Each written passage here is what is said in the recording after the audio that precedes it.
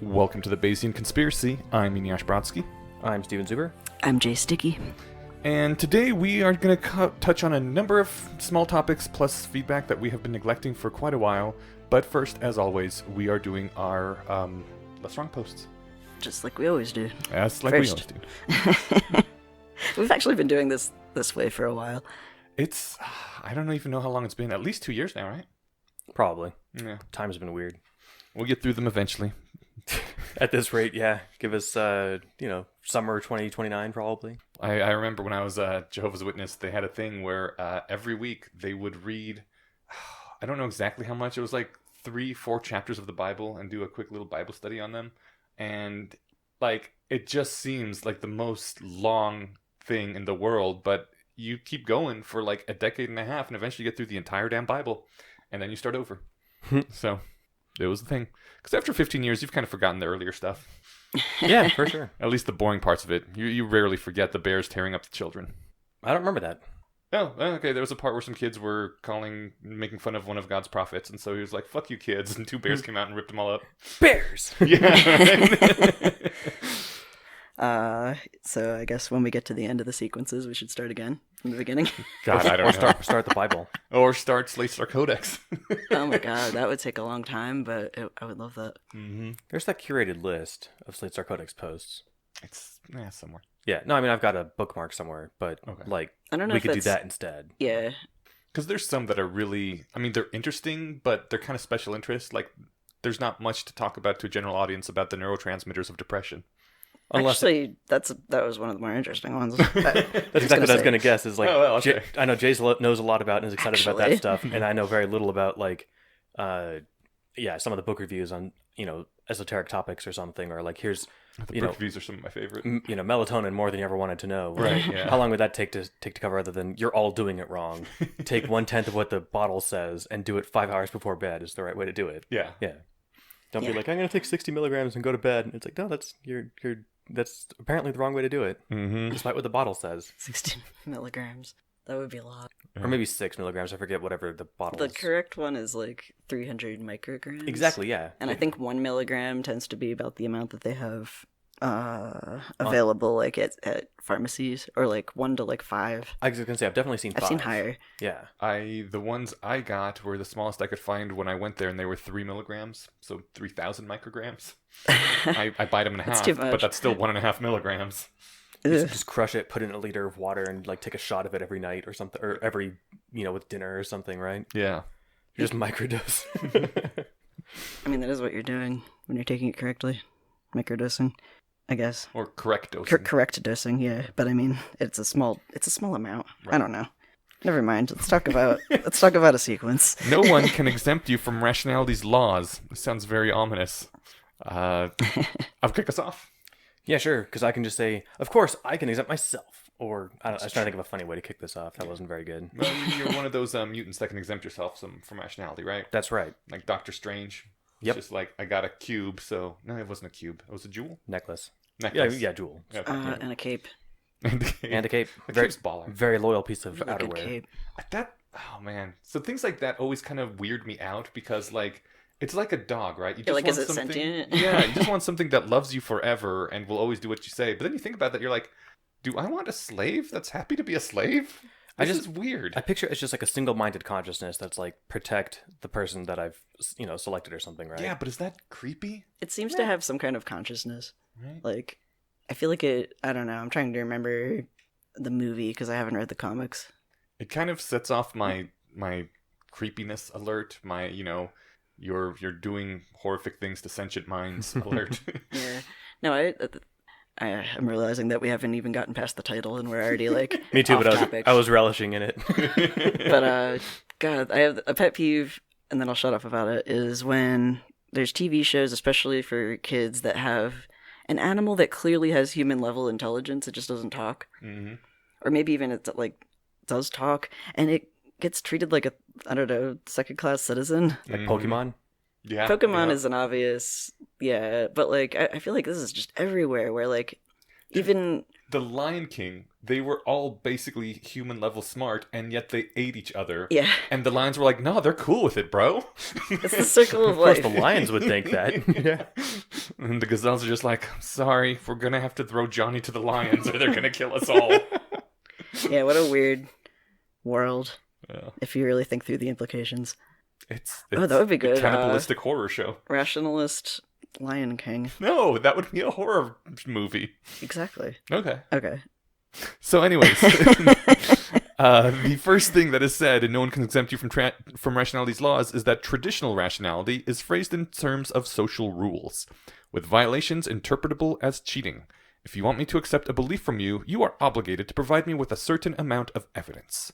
If you try to get out of it, we all know you're cheating on your obligation. The point, though, well, actually, before we continue, does that sound more or less right? I don't know. Yeah, the standard, like, extraordinary claims require extraordinary evidence.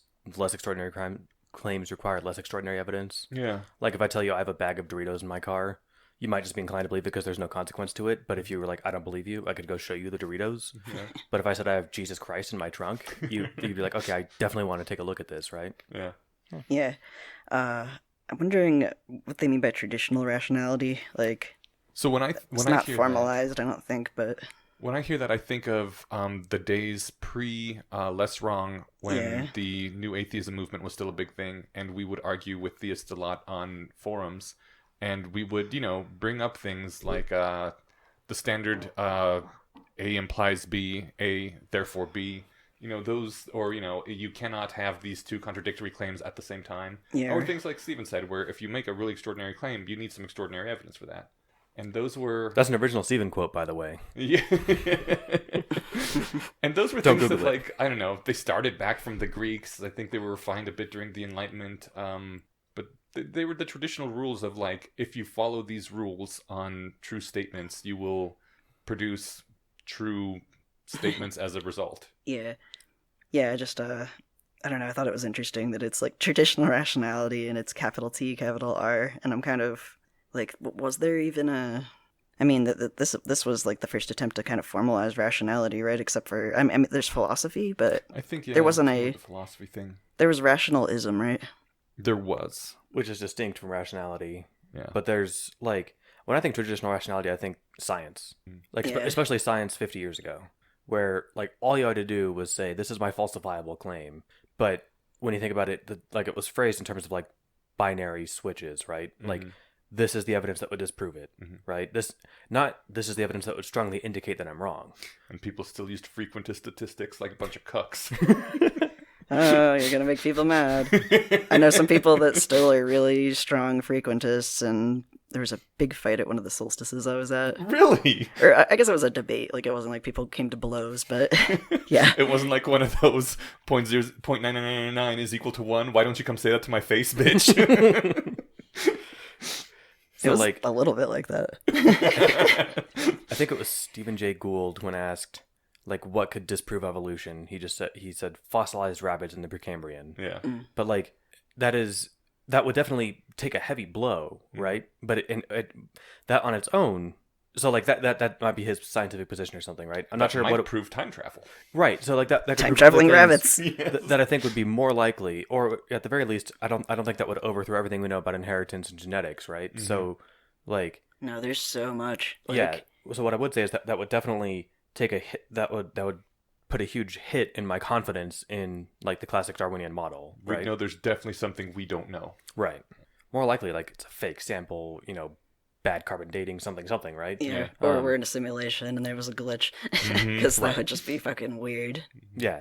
All those sound way more likely to me than everything that we currently understand about, like, just, again, the 4 easy premises of evolution being wrong. But did you get to, I guess, going back to it, did you get to the feeling that before you discovered Bayesian rationality, that it was kind of enforced almost as social rules? Like, you learned them in school, or you learned them by reading about how valid thinking works, and you were like, yeah, these are the rules, and we gotta accept them if we want to come to correct conclusions. See, I think of rationality now more as, like, social norms, less than social rules. So new non-traditional rationality, new rationality. Yeah, I guess I would say, I guess I could see it like, these are the rules, right? That if you want to be a good scientist / they didn't use the word rationalist, but make falsifiable predictions, etc. But like I said, there was no basically like Bayesianism or like decision theory in it, right? So as far as I never got that far in science. So before I discovered this stuff. Yeah, I remember it being kind of prescriptivist.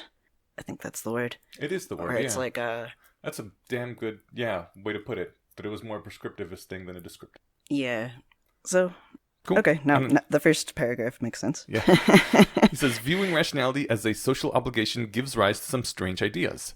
For example, one finds religious people defending their beliefs by saying, well, you can't justify your belief in science. In other words, how Science dare is you... your religion. Yeah.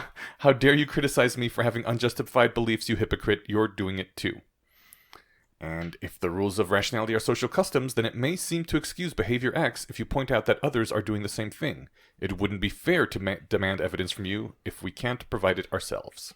I invite everybody to YouTube search Mac, or It's Always Sunny in Philadelphia evolution trial, where I don't want to summarize the whole sketch, but Mac is basically trying to make the case that evolution is fake because science makes you look like a bitch sometimes by you've been wrong about, they used to think the Earth was round, and then boom, he's an idiot, and he's got like this whole board, took him 3 hours to put together. Cool. It's a complete. You have to, if you don't have any vibe for the show whatsoever, this will make no sense. But if you have seen any of it, then it fits this perfectly. I swear to God, my dad has used that argument before. The whole like, you can't really. I mean, scientists don't really know anything. They change their minds all the time. They used to think this, and then they think that, and you always see like, what was I forget the other analogy. He used the Earth as round one, but I've had it on more than one occasion with more sophisticated arguers eventually retreating back to, I guess, that science is your religion.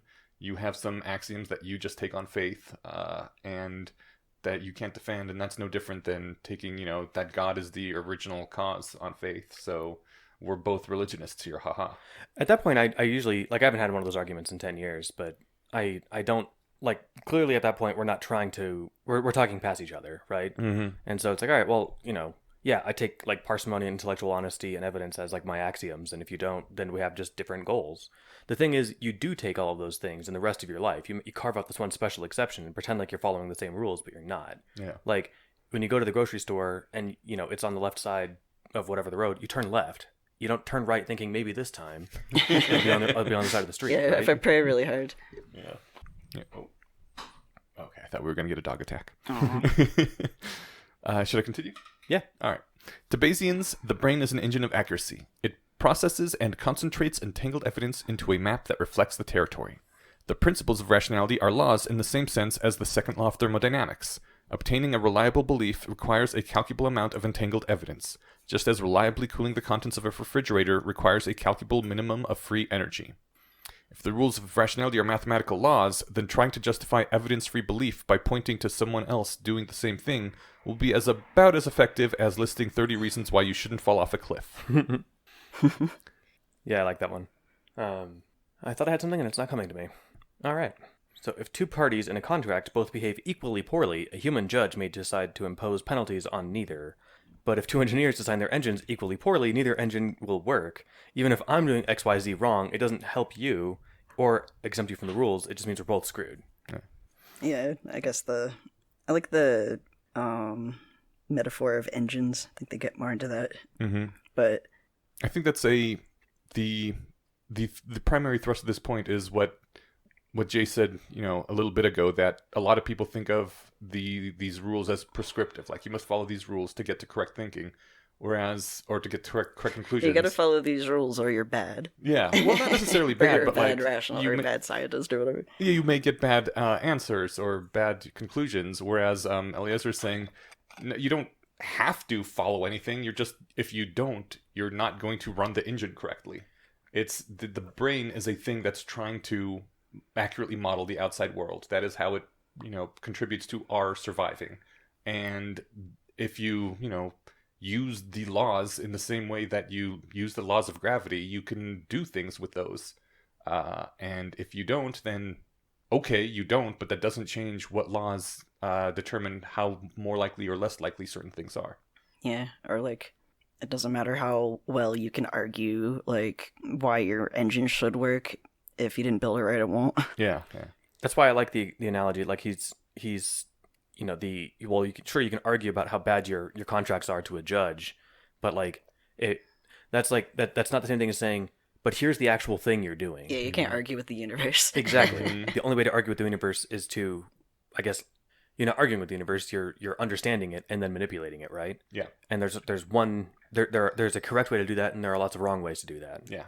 Yeah. You can do it well, or you can do it poorly. It reminds me of The Secret, or like Deepak Chopra, or the various what do you even call them, like philosophies, where like people literally seem to think that they can talk the universe into Oh yeah.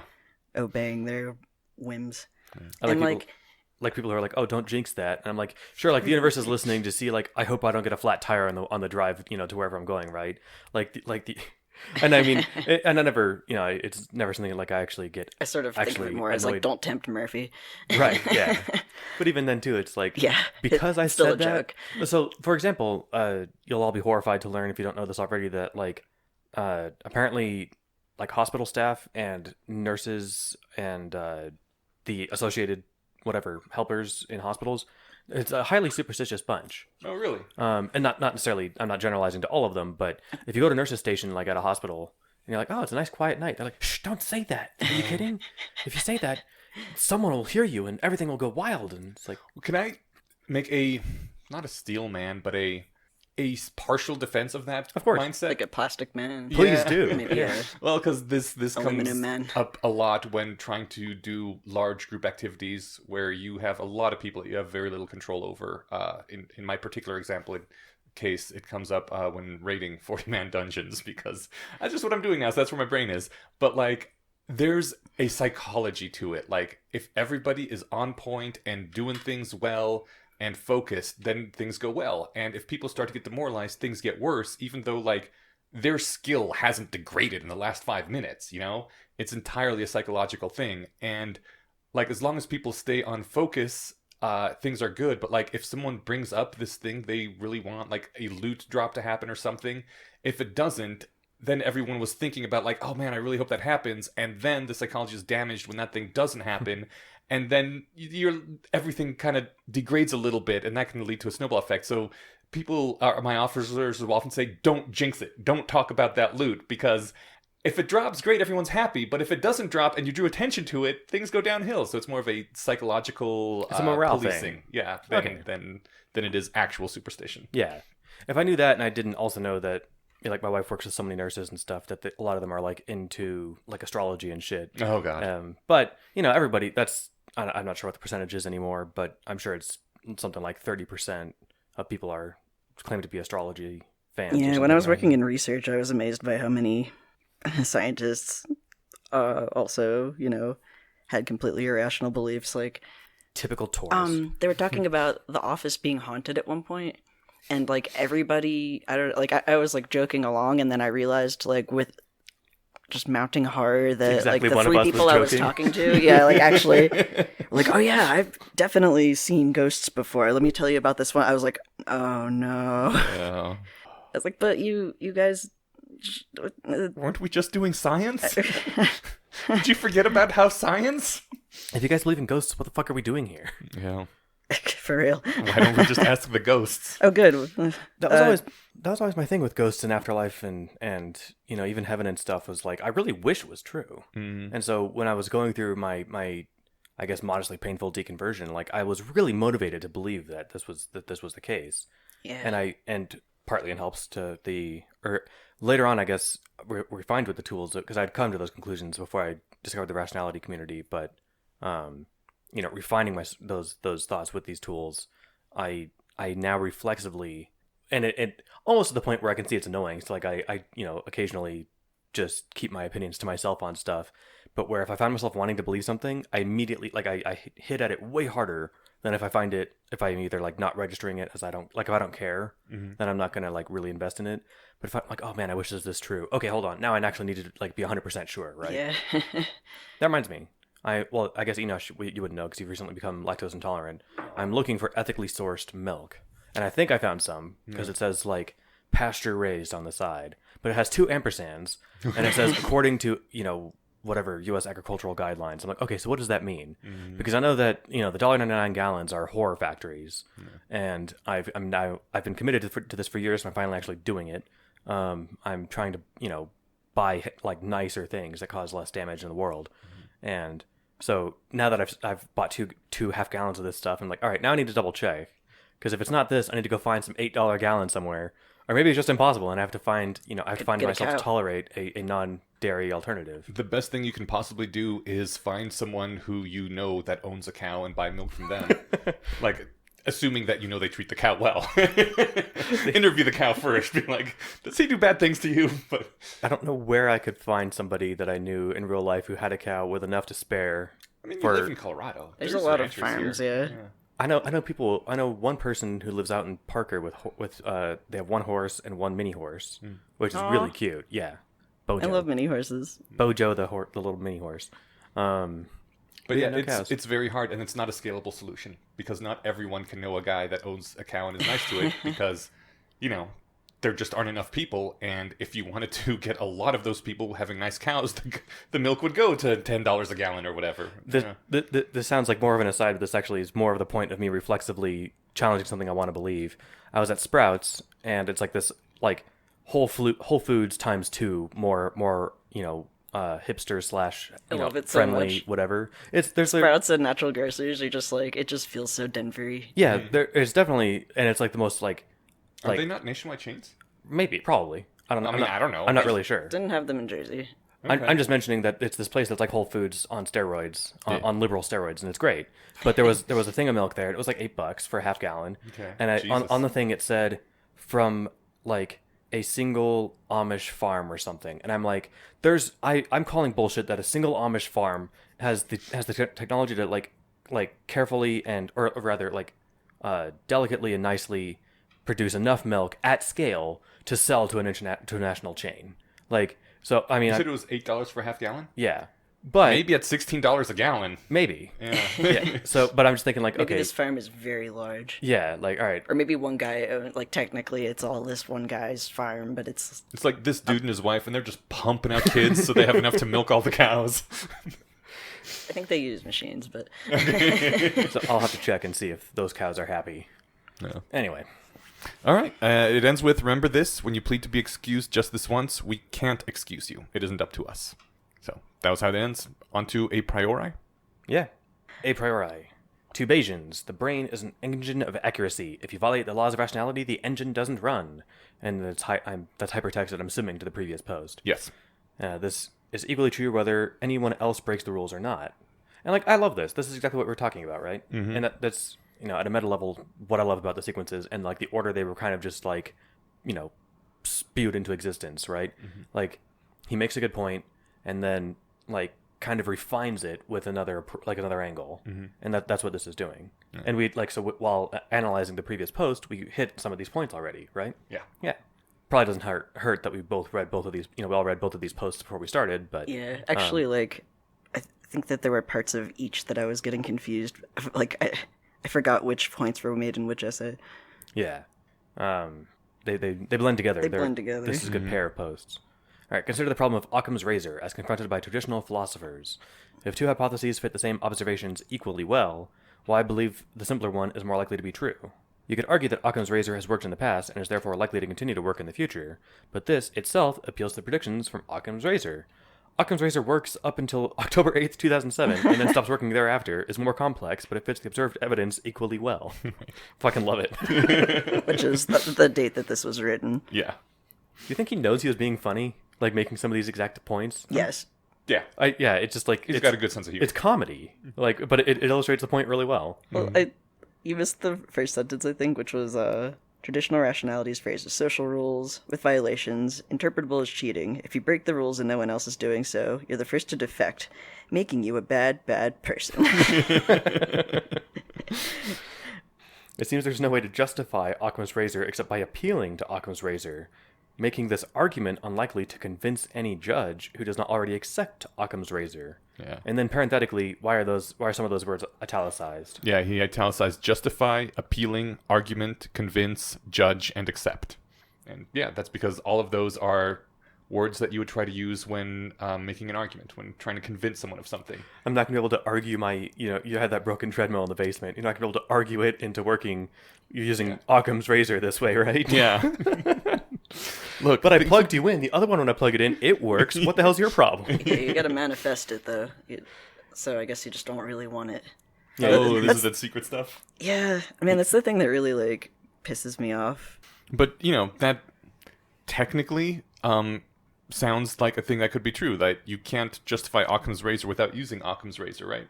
The justify part is the key here, where the thing is we aren't trying to justify anything. Right.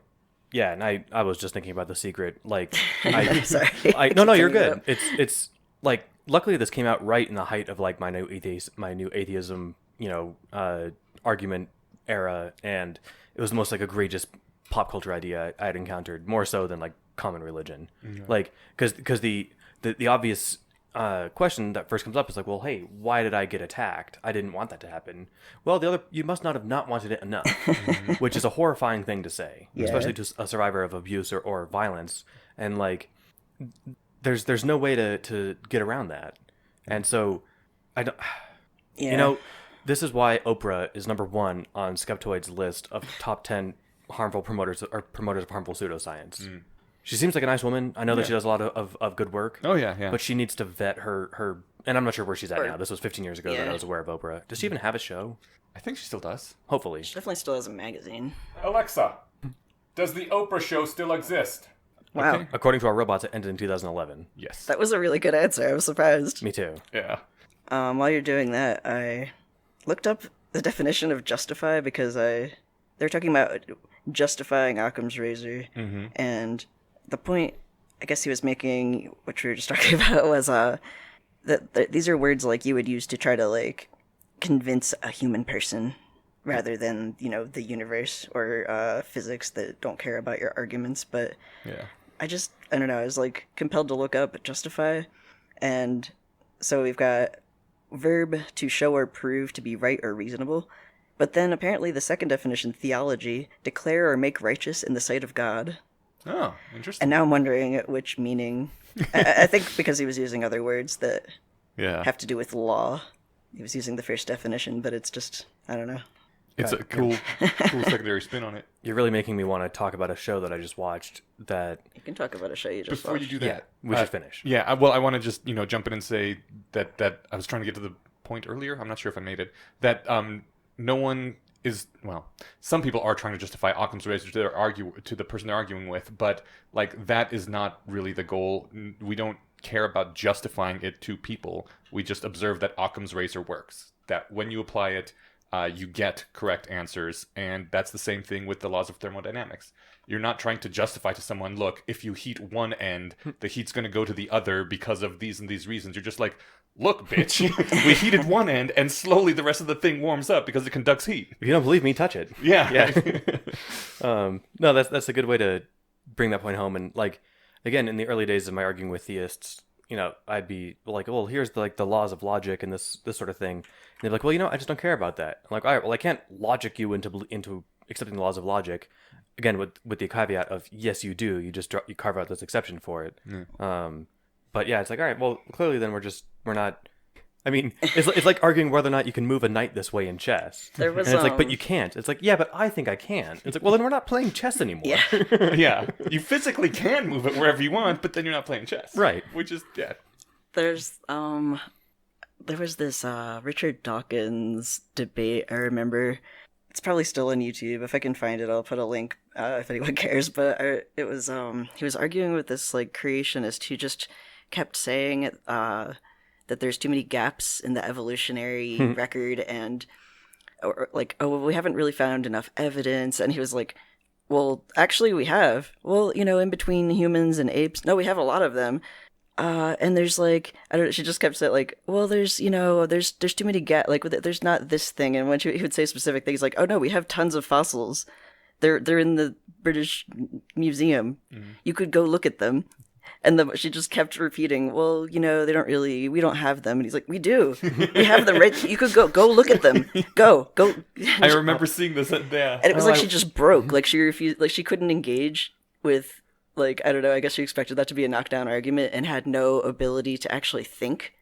And it just kept really repeating annoyed it. me. It really annoyed me that people, upon seeing that, thought that Richard Dawkins was an asshole. Like, that was one of the things they would link to, like, Richard Dawkins is an asshole. I'm like, what the fuck are you talking about? Well, because he's right? Well, and I imagine that the person he's arguing with, I only remember this being vaguely recounted in the God of the Gaps chapter from The God Delusion. And that's what this phenomena is called. You know, if they say, well, what about the gap between, you know, this area of understanding? Well, I filled it. Oh, but now there's a gap Now on there's either two side. gaps. Exactly. Yeah. But I think what I imagine happened is that, you know, she was raised being told this her whole life. And then it's like, no, actually, you're wrong. We can go look at it together. I'll buy your ticket to the museum. And, like... I think he actually did say that. Oh, good. Where he was like, I'll take you right now. Like, we can go look at them. Be happy to. And then at that point... He You're was like offering to pay her ticket, but he's the asshole. But then I think it's like, from her perspective, it's like, well, hold on. Now I'm being... So like when you said like she just couldn't think, I imagine it was just like kind of a cognitive car crash. Yeah. And it's like, well, hold on. I was told that that's where this road went, and now you're telling me that it's not. What, you know, just... And I'm making bamboozled facial expressions as I'm imagining what was going on in their heads, so... I've experienced, like, a lot, just cognitive shutdown, usually with, like, some kind of intense emotional trigger, to use a, you know, a word that we might raise eyebrows at, but, I mean, I think it's a perfectly valid word. yeah, that triggers are real and do exist, but, Yeah. like, in the context of, like, PTSD, not, like, I'm vegan and I saw a picture of me, I don't know.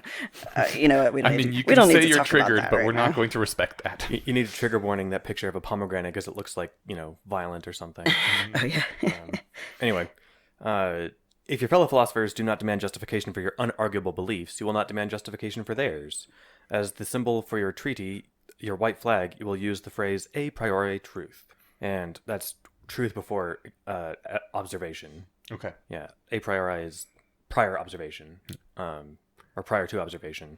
Our Latin listeners, our Latin-speaking listeners, Wes, will no doubt be able to more or cleanly articulate that than I just did. But Fucking lawyers and their Latin.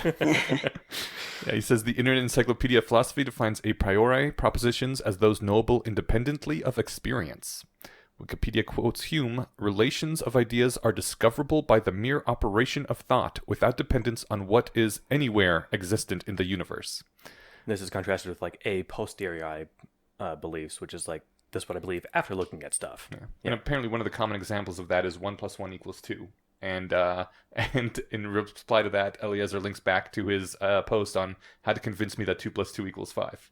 Because I think he makes a good point. If all the evidence consistently shows that adding 2 and 2 together makes 5, you kind of accept the evidence. So this whole thinking about things to without any resort to the evidence is stupid.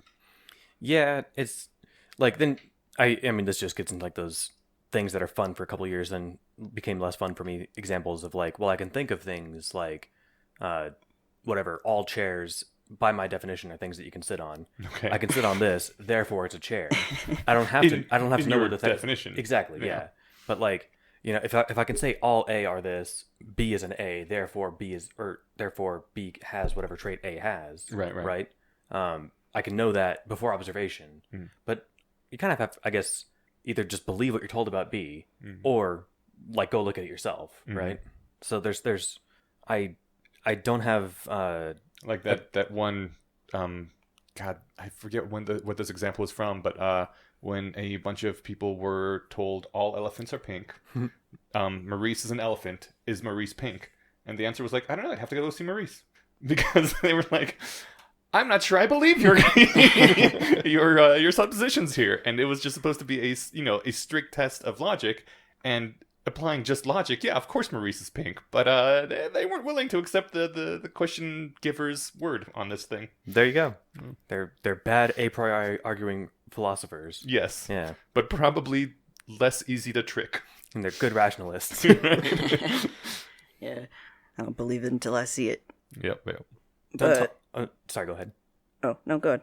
I was just going to read the last one that we have here. Don't try to tell me that a priori beliefs are arbitrary, because they sure aren't generated by rolling random numbers. Brains evolved from non-brainy matter by natural selection. They were not justified into existence by arguing with an ideal philosophy student of perfect emptiness. This does not make our judgments meaningless. A brain engine can work correctly, producing accurate beliefs, even if it was merely built by human hands or culminative or cumulative stochastic selection pressures. Those are badass words.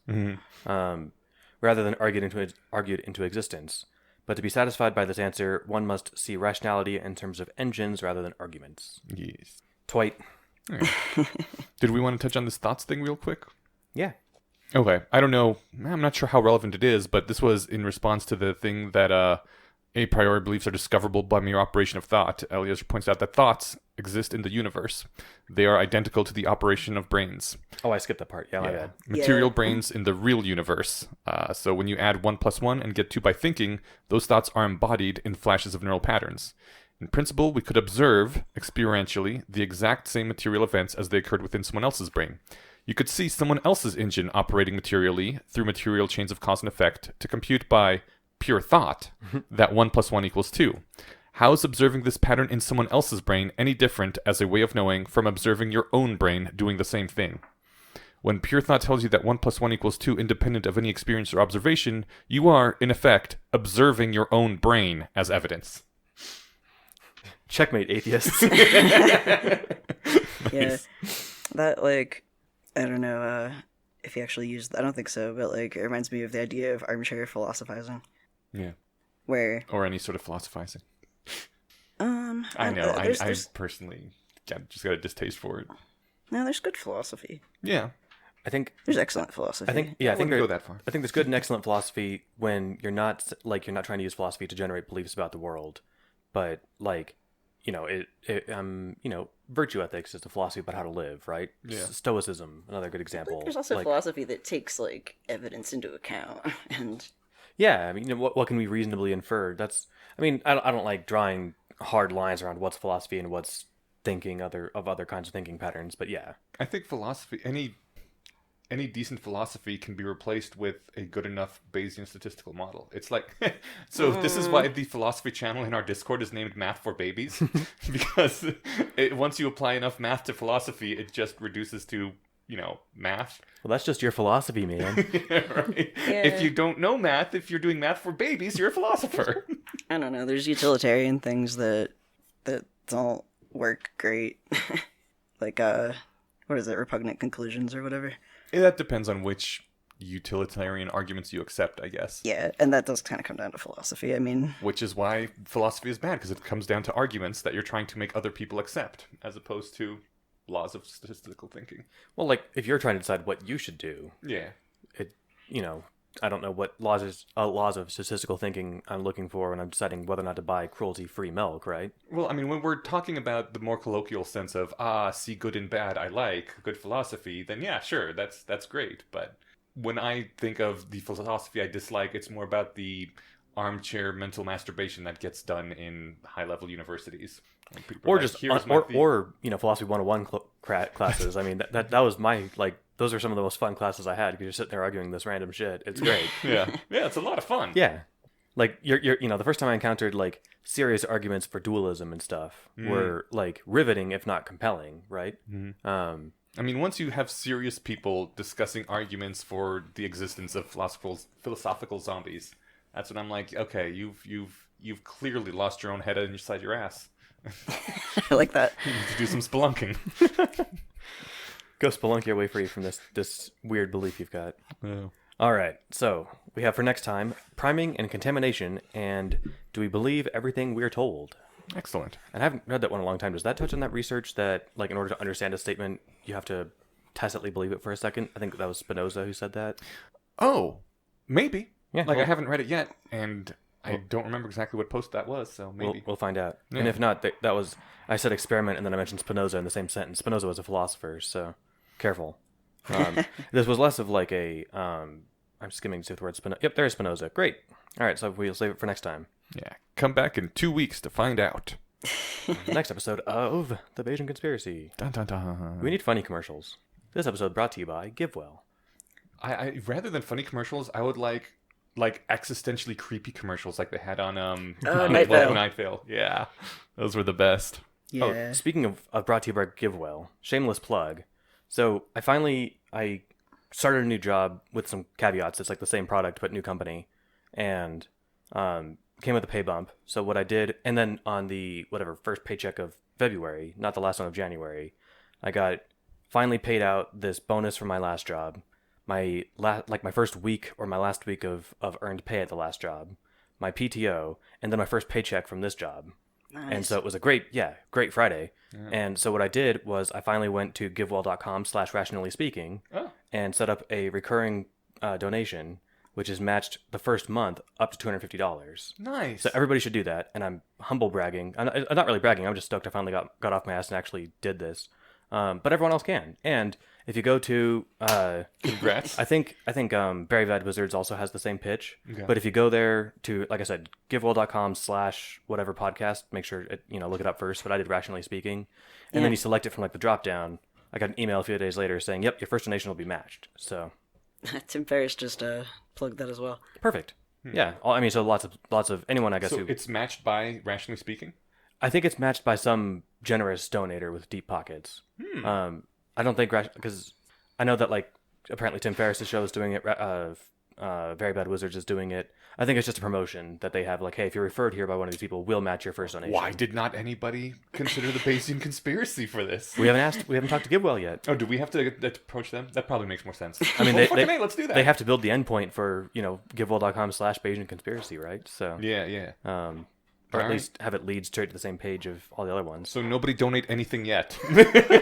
In 2 weeks, there might be something where you can do it through us. I don't think Rationally Speaking gets anything. I just emailed No, that's them. fine. Just all I want is the mad props. It's not about who you're helping; it's about the props. Yes, exactly. Validate us. That's the only reason I live or do anything. So when I did checkout, though, I didn't get a thing that said your first donation is matched. So I did reply because it was like, "Do you have any questions?" And I was like, "Yeah, did Julia Gala from Rationally Speaking get like a tick mark on the board for referring me?" Because I said that she did, and they're like, "Yep, totally. You'll get that email in a few days," and I did. So Cool. yeah. All right. Just to be clear, Julia Galiff is her. Give her credit for this. Yeah. She's fucking awesome. Yeah. And I was like, yeah, she's like the best like not professional EA activist in the world as far as I'm aware, right? And like I'm like, why am I telling him this? He knows this. The guy I'm talking with at GiveWell, I'm sure, but I felt the need to justify writing my email in more than just a sentence. That's So, true. He's like, why do you think she's on our site? Cool. All right.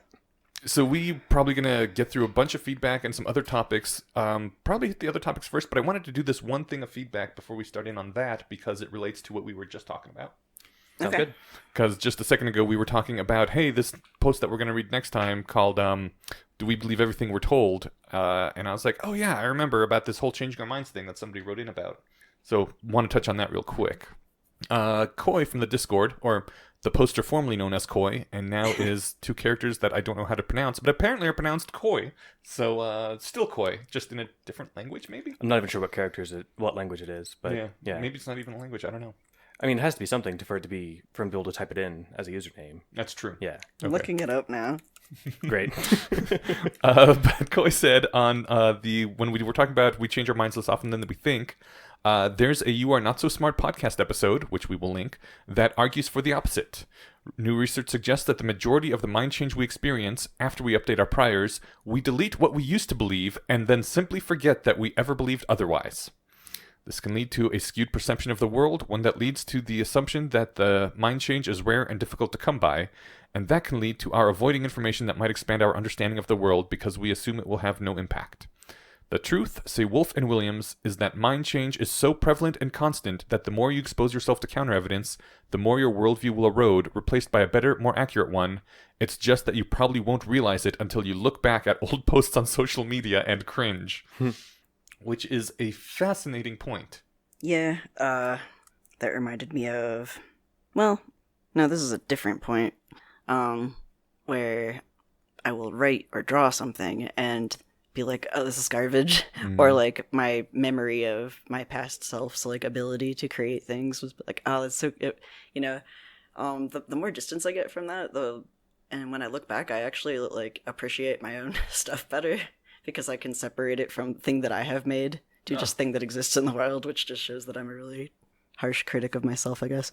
But It also shows growth. I've had a couple examples of that, of digging through. Like, one of the cool things about my new job is, like, our CTO is, like, the best. He's not even, hands-on isn't the right way to do it. He's very, like, interested to be involved. And he wants to get spun up as fast as possible. So he's like, hey, if you guys are going to work on something, like, as a group, call me in. I want to watch. And So there's been a couple cases where I'm like, God, who did this? Oh, me. Whoops. And so then you get, that's growth, right? Yeah. If you can't look at something that you did before, and if you're no better at doing something that you've been working on for 5 years than you were 5 years ago, you're not making progress, right? I know I've run into this talking with other people quite a few times. Maybe not quite a few times. That was at least a few times, though, because I'm one of those weird perverts that really enjoys arguing with strangers on the internet. And, they stop being strangers if you argue with them long enough. But there's been times where, like, I'm arguing with someone, and I'm like, a few months ago, you had the exact opposite position. What are you doing? Just, like, switching around on me. And they're like, no, I didn't. I've always thought that, I don't know, Ted Cruz is the Zodiac killer, or whatever it is. And I'm like, no, you fucking didn't. I'm sure I can go back and find the logs. And that's happened a few times. And I was just like, what the hell is happening? I'm sure it's happened with me too, and I just can't remember it because you don't remember having that wrong of a position in the past. You don't remember what you forgot. Yeah. I mean, I know I used to believe in God a lot. Like, that I can distinctly remember, but maybe there's things that I think that I've always just kind of assumed, which were not the case. Yeah, I mean, there's definitely part of the brain that are, what would you call it, a function of the brain, where it's trying to make yourself feel consistent with your past self. Mm-hmm. That's kind of important for feeling like a unified, coherent person. But it's got those drawbacks. Yeah, it's really worrisome. I don't like the idea that my brain is going around editing itself so that I have a wrong picture of me. Yeah, but But as long as you're trying to continually improve your picture of the world, at least you have a better picture of the world. And if you're garbage collecting old pictures, right, at least there's that. I'm not a fan of this having my consciousness edited, even by my own brain. the world is a mess without that editing software, though. I definitely broke that in a weird way one time by combining drugs I shouldn't have. Oh. I was like at an anime con. That's the worst place to take new drugs. Yeah, and this was not even recreational drugs. These were, it was like modafinil and some peptide from Russia, and I don't know. It was super weird. I was fine until I had one beer, and it wasn't even a strong beer. Mm. Like later in the day, and then suddenly my brain just broke, and my filtering software broke. And as I would like turn my head, I could see the saccades of what looked like sort of individual, like if you took a bunch of Polaroids and then laid them out, where I was kind of like, oh god, like the actual experience of turning your head and feeling like there's a coherent just like picture. Like sensory data was the same. It's really hard to explain, but it was like everything was these saccades of just like little flashes of thing that I could see that my brain was putting together into I mean, like, there's so little that, like, we as humans actually see, and our brain is mostly just, like, using software to fill in these big gaps in our vision, and there's the expectation that, like, this cup of coffee is still going to be there on the table, so, like, object permanence, so it's putting it there, but, yeah, you can't trust your own eyes. Even if you're not moving your eyes, you still got that big blind spot that your brain pretends to fill, or does fill in, but with... Right in the middle of your eye. Yeah, guesses. Were your thoughts doing the same thing? Yeah, where you could observe the leaps in thinking?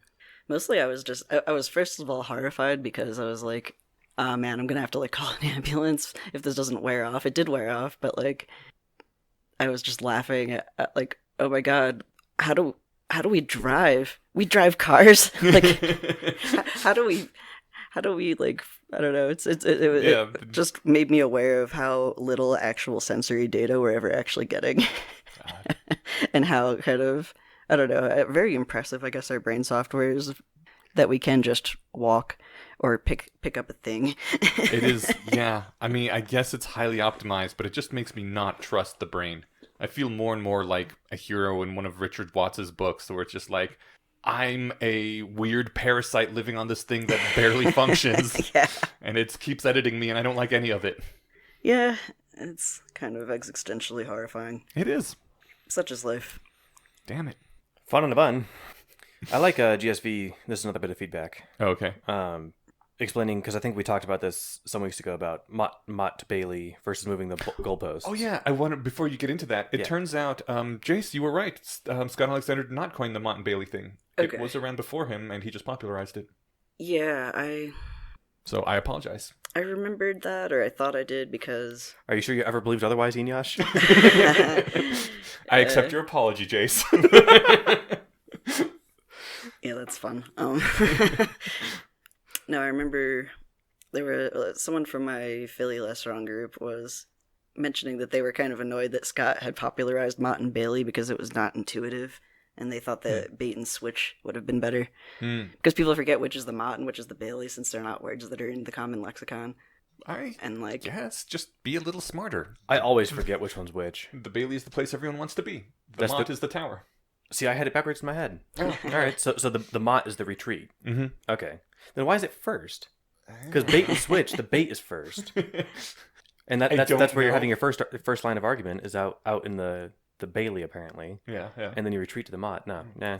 Yeah. Sorry, Scott. You should have switched him when you popularized it. But bait and switch doesn't entirely explain the phenomenon, because people come once they drive away the arguers, they go back out to the Bailey. Whereas you don't go back out to the bait, and then when arguers come back, retreat to the Mott.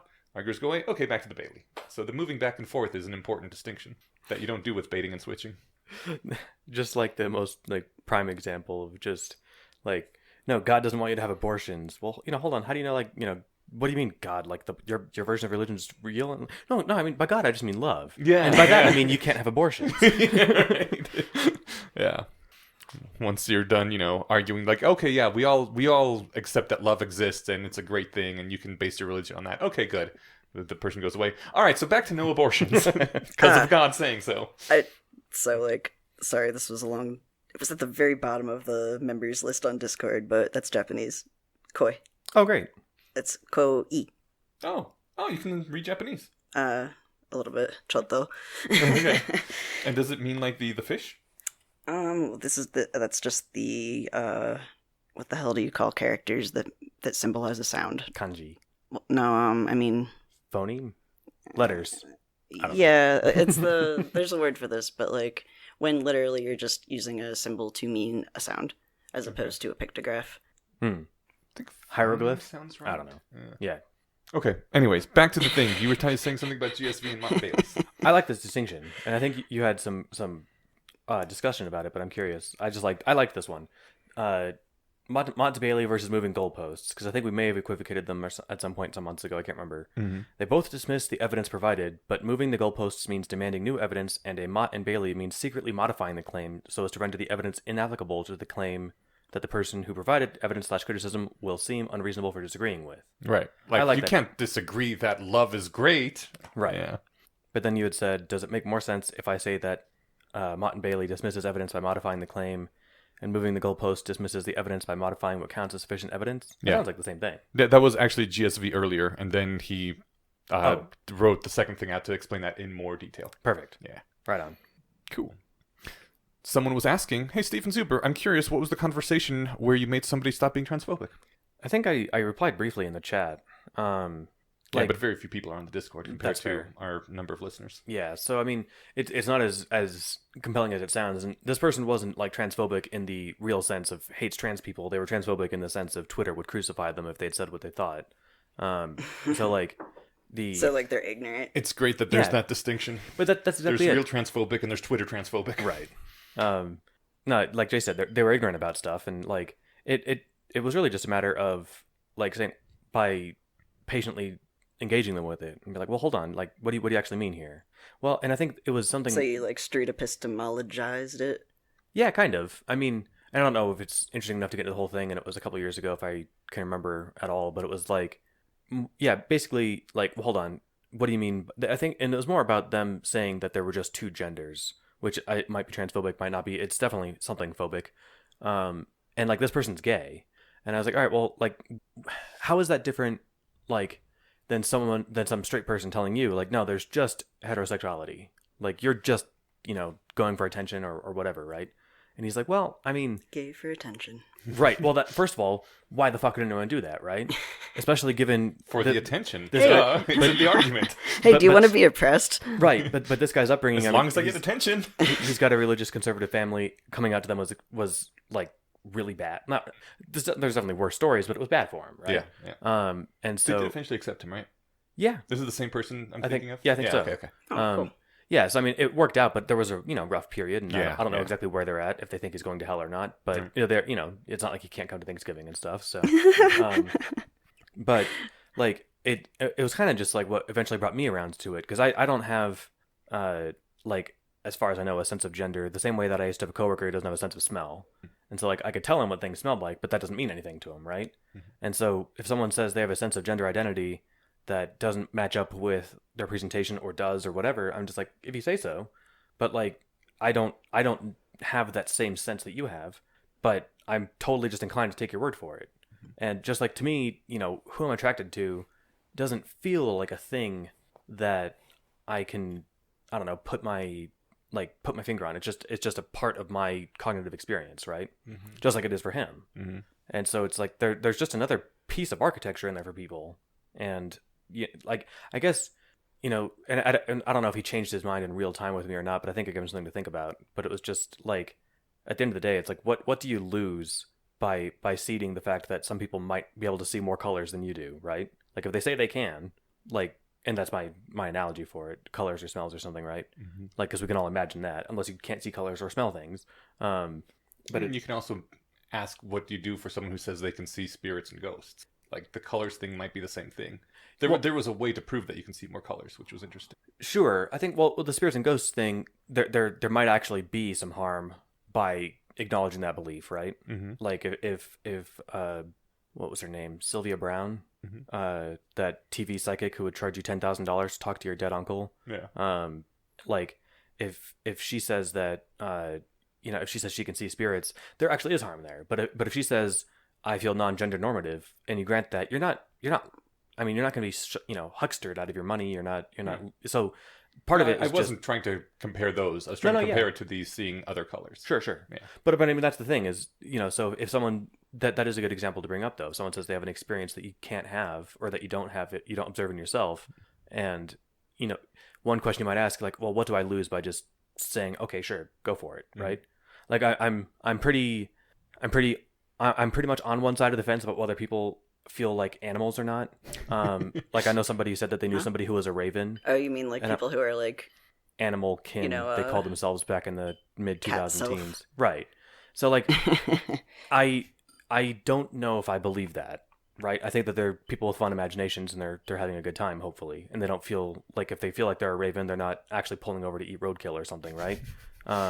So like, I know exactly how that kind of person feels, but I also think they're being dumb. So, but the thing is, like, if they're not like, but as far as I'm concerned, if you're being dumb politely to yourself in your head, like I don't really have I don't have a beef with it. Mm-hmm. I think that it does make more sense. I'm not saying that believing you have an animal spirit is on the same level as saying you have a non-normative gender. What I'm saying is that I can't confirm or deny either about someone's lived experience, but one seems way less unreasonable to me than another, right? Because I know people with masculine identities and they describe that in themselves, and they present as masculine, right? So like for some people it's super obvious to them. Shania Twain, I think, was that a "Man, I Feel Like a Woman" song? Oh yeah, I'm pretty sure that entire song is about feeling a gender. Nice. Yeah.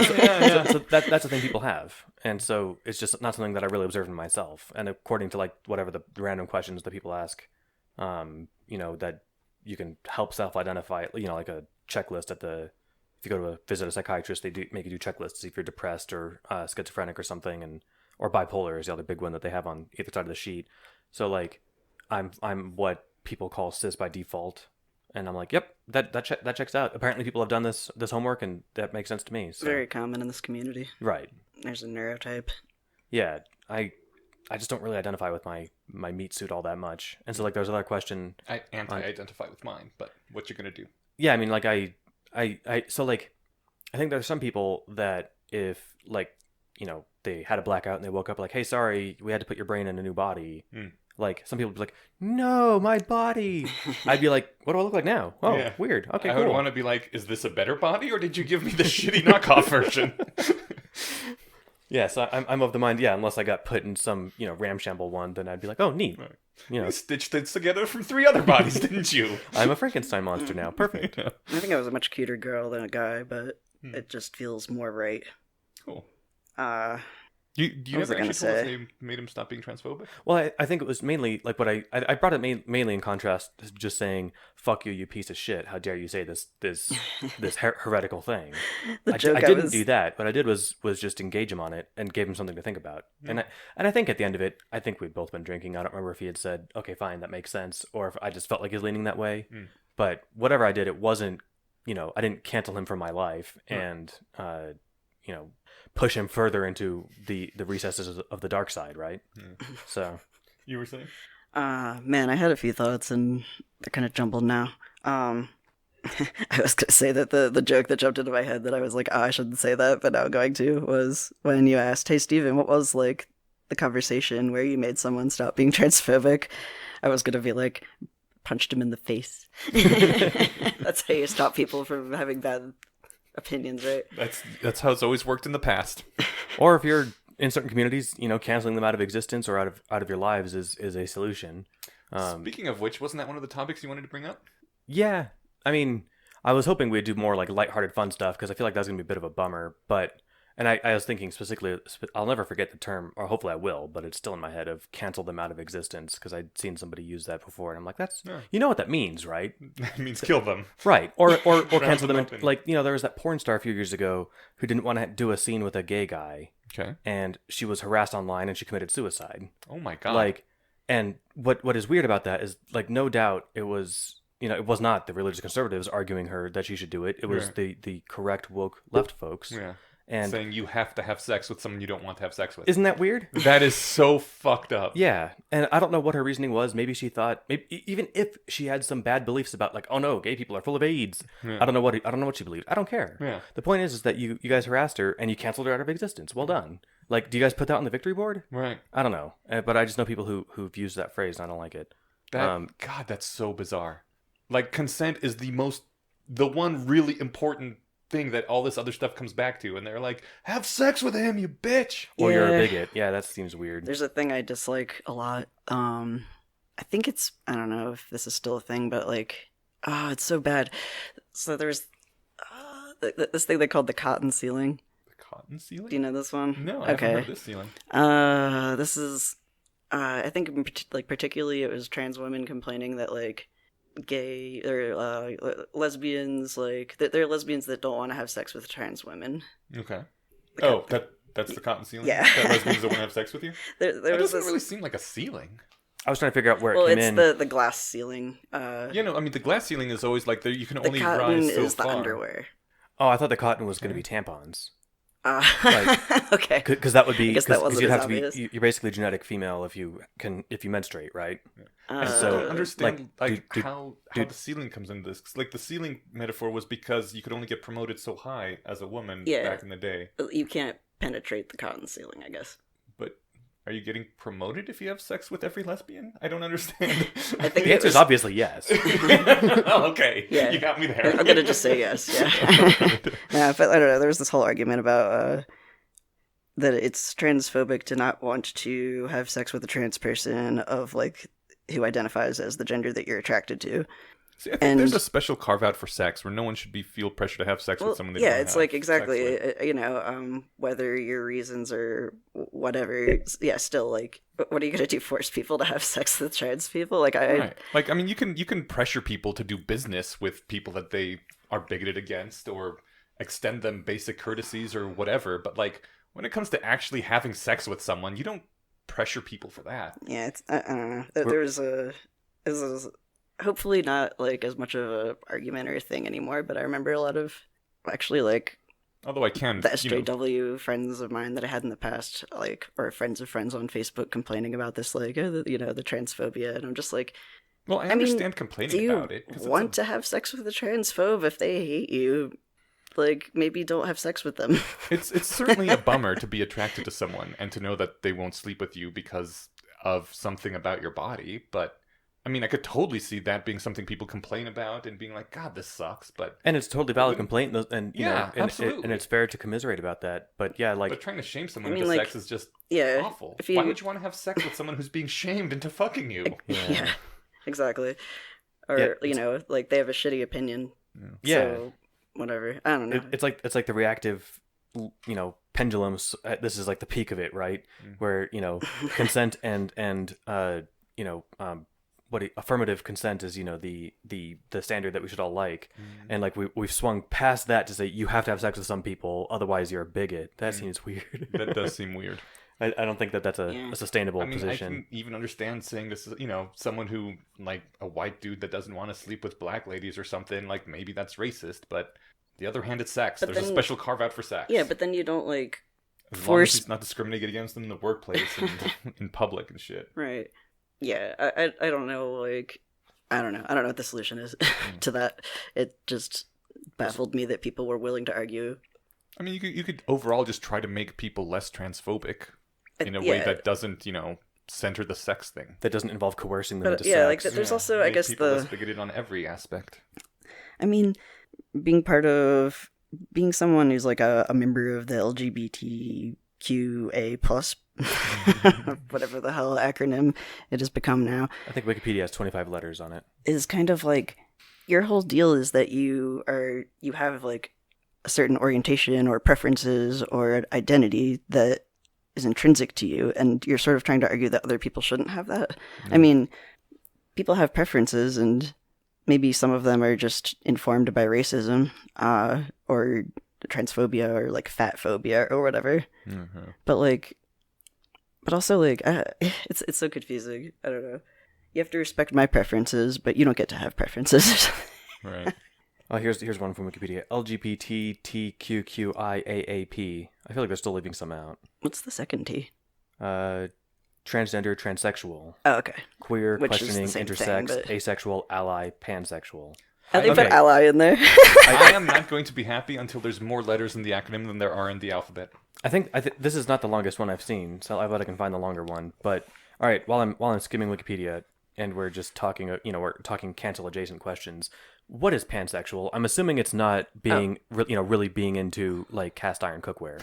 It's bisexual, but saying that there's more than two genders. Yeah. Oh. So I identify as pansexual or bisexual, depending on whether the person I'm talking to is older or younger than me. But what if they're the same age? Do you have to come out as both? Oh, all right. Another let's get Stephen canceled question I had was so they're making this. Speaking of Mandalorian, this is a good segue. Okay. They're making a Last of Us TV show. Oh, cool. Yeah, sounds like fun. Hell yeah. And Pedro Pascal is playing Joel. Oh, he would make a great Joel. I'm looking forward to it. Neat. So, and then they're having she was that little queen or princess from Game of Thrones that was, like, on the little council in the last episode. She might have been a northerner, I forget. She was like, oh, okay, I know who you're talking about. The youngest one. The bear tribe lady. Yeah, and she was, like, super badass, and she shut that guy down at some point. Yeah, so she's playing Ellie. Okay. And if you play The Last of Us... So this takes place during the first one game? Yeah. Okay. So Ellie looks exactly like Ellen Page as a younger person. Who's Ellen Page? Elliot Page now. Ellie... So... That's right, from Juno. Right. Yeah, okay. And so I was... This is my serious question is, if I'm talking about Elliot Page sub 10 years ago, do I say Elliot Page, formerly known as Ellen Page? Because I'm talking about the little girl that they used basically to model Ellie from The Last of Us on. Yeah. Okay. And that person was known as Ellen Page. I think most trans people prefer that you use their current name and pronouns, but yeah, then you can specify that if you're talking about them in the past. Okay. I don't know. It's Well, I mean, it's particularly hard in Elliot's case because he played a pregnant girl. Like, the whole point of the movie was that she was pregnant, and that was a big issue for them. I mean, I could get Juno. pregnant. Juno, yeah. I'm just I'm sure I've seen it, but I think I've seen it. I'm just thinking of Last of Us. Oh, okay. Yeah, I know. Yeah, and Juno, that was like the plot thrust of the movie. See, this came up because I was thinking of... Because when I was skimming, is there going to be more Mandalorian? I'm like, oh, wait, Pedro Pascal, Last of Us, what? And then there's only 2 credited actors so far, is Pedro Pascal and that person who's playing Ellie. Cool. The other, just, of course, wrinkle from my brain is Ellie sounds so close to Ellen. Yeah. And because they Ellie probably and did Ellen... that on purpose. Probably. Yeah, since it was based on Ellen. Yeah. I mean, I don't know if it was... It must have been. The likeness was too similar for it to be an accident, I'm guessing. But I was telling my wife about it, and I'm like, wait, do I say Elliot Page 10, 12 years ago? I don't think anyone's going to cancel you for saying Ellen Page when referring to the Last of Us character. Well, and the female actress back before transition. Someone might, but I was just curious what the appropriate way to actually do it was when I'm actually talking about Yeah, real the life. preference So would be to use their current name and pronouns. that's good to know. Yeah. Some people you have talk such about- bad dysphoria that they do actually find it upsetting to be dead named or misgendered, mispronounced. Yeah, no, I mean, that's totally reasonable, but also, like, for public figures, I think that is less reasonable. Like, do you say that Caitlyn Jenner won the men's Olympics Yeah. medals? I think this is one of those things that, like, you know, because I know Caitlyn Jenner is the other obvious example, and yet I never knew who Bruce Jenner was, and so, like, I mean, as a public figure or whatever, right? I'm sure there's others. I'm just grinding because it's like that's because Caitlyn Jenner sucks as a person. I heard. Oh, does she? Didn't she kill somebody with Yeah. a car? What? Yeah. When did this happen? Now, don't quote me on this. I'm pretty sure this happened. Okay. She like has conservative opinions, except managed to like hammer her brain into this weird configuration. You know, like when you have like gay people who are Christian and they're like, or whatever, where it's Brains just are sort funky. of yeah. You can have. I mean, that's the thing is, I don't There's know. also a lot of Christian sex out there. Right. But yeah, I was just thinking because this is like the first time I'm like, okay, hold on. It took me a What do I- sec to realize you meant SEC. I mean, there's a lot of Christian sex, too. But I was like, wait, what? Yeah. There's I a thought lot you of said splinters sex. of Christianity. Yeah. Gotcha. That accept a lot of different things. Sects. I think yeah, you have to pronounce it awkwardly, so Oh, you man. know the difference. I come from Colorado. We don't pronounce our T's here. Not in certain cases, anyway. Pictures instead of pictures. Oh, man. There was... Oh no, I'm gonna start noticing that now. Uh-huh. We did it. All right. So, yeah. No, did you have another thing on this topic, or do you want to just slide past that? Well, I was kind of curious because we were just because the timing lined up so well. Yeah. Because we were talking about all right, what's her actual name? The actress from Mandalorian, Gina Carano. Gina Carano. And I'm not sure I'm pronouncing the last name correctly, but I think it's I think you are. She was also played by Cecily Strong in the opening segment of last night's SNL. Oh, okay. So they introduced her as Gina Carano. Now I remember. Oh, yeah. So okay. I think you said it right. Cool. So I was thinking like, oh yeah, great, because you know she had this like a moment like I talked about where rather than Pedro Pascal hitting her with the butt of his pistol from the Mandalorian, he talked with her and apparently brought her around to being less of a jerk about I think it was pronoun usage. When I discovered what that was about, I was like, how was that even an issue? Like, she wasn't... So I don't know what things were on set, and maybe there was a much bigger thing on set, but the thing that she got originally almost canceled for that he had to, quote, talk to her about was the fact that people were harassing her so much to put pronouns in her bio that, like, she was getting death threats and rape threats and all that other stuff, and she eventually, like, put beep bop boop in her profile as her pronouns. I'm kind of confused. I'm not following any of this. Okay, so on her Twitter profile, Okay, who? Wait. Gina Carano. Okay, so this is an actress. She's an actress. Did you see Deadpool? I've seen Devil. Remember the woman who fought Colossus in the last fight, Angel Yeah. Dust? That's Gina Carano. Okay. The hot chick from Deadpool. Okay. So she has a Twitter profile like a lot of other people do. For and- some reason. Yeah, for some fucking stupid reason. And a lot of like her co-hosts, I guess, or other people that she was around. Maybe it was just like a movement on Twitter at the time that she started being active on Twitter, was that everyone puts their pronouns in their bio. And she didn't. She was just like, I'm Gina Carano. Here's a picture of me. And I mean, she didn't even say that. She said nothing. She just like didn't put her pronouns in her profile, and people started harassing her because it's the fucking internet and people are the worst on the internet. And I mean, that's just to be expected, I guess, right? Compelling speech out of people almost seems like of a variant of making people feel bad for not wanting to sleep with you. Right. And it's like, no, you really need to put your religion in your Twitter handle. Yeah. Yeah. That's weird. Put your race in your Twitter bio, man. Yeah, geez, I could actually see that happening before the religion thing, right? Oh yeah. Yeah, that's unsettling. But anyways, she just refused to do that, and some people started harassing her, as they Okay. do, and eventually as I don't even want to call it a backlash, because to me this is like a really classy and good-natured way to be like kind of slap back a little bit at people who are threatening to kill you. She put beep bop boop in her profile as her pronouns, as like, like fuck off haters kind of thing. And that got her almost canceled. Yeah, because people apparently sure that's interpreted that transphobic. as you're making fun of pronouns. Yeah. Eh. And I don't know. Am I completely out of whack here, or is that a rather classy, humorous reply as opposed to being raging transphobia? I don't know if it's any classier than like the quote identify as an attack helicopter That's joke. Like I was wouldn't thinking call about that that, classy. too. That Right. thing, I would consider that more trashy. and I feel like this is just of that brand but less funny because attack but when you helicopter is say hilarious. I identify as an attack helicopter, that's just kind of being a jerk. Whereas if you do that in response to people threatening to kill and rape you, that is a de-escalation in my opinion. Yeah, I Because mean, you're trying to joke and laugh off threats to your physical safety. it's like when you apply for a job and they ask you for your race on the job application. Mm-hmm. If you click other and type in human, Mm-hmm. I think that's kind of a classy response to like not wanting to surrender, race information about yourself, right? Oh, okay. But if you put beep bop boop, I don't know if that's I guess I don't want to get into a debate about what classy means, but I guess in general, I like trying to de-escalate violent situations by resorting to humor. yeah. Although And any sort of de-escalation to me is a move that I am happy with. that yeah, I can agree with that So general maybe sentiment. it's not classy, just- but it's just something that I Yeah. thought was cool. I think it is hard to interpret humor. Kind of. I think last time the three of us were hanging out, we were talking about how like with the right audience, like if you're hanging out with some friends, I don't know, if it's like me and my other trans friends, we could make like a transphobic joke, but we're laughing at like the people who would say that kind of thing. Yeah. But if it was me and a bunch of strangers, I'd never say that because the context isn't clear. Yeah. Like, So, like like- on Very Bad Wizards, one of them is Jewish, and the other one, he's always pretending the other one's anti-Semitic, and the other one's always playing into the joke. They do that on Blocked and Reported too, where she's anti-Semitic and he's anti-lesbian.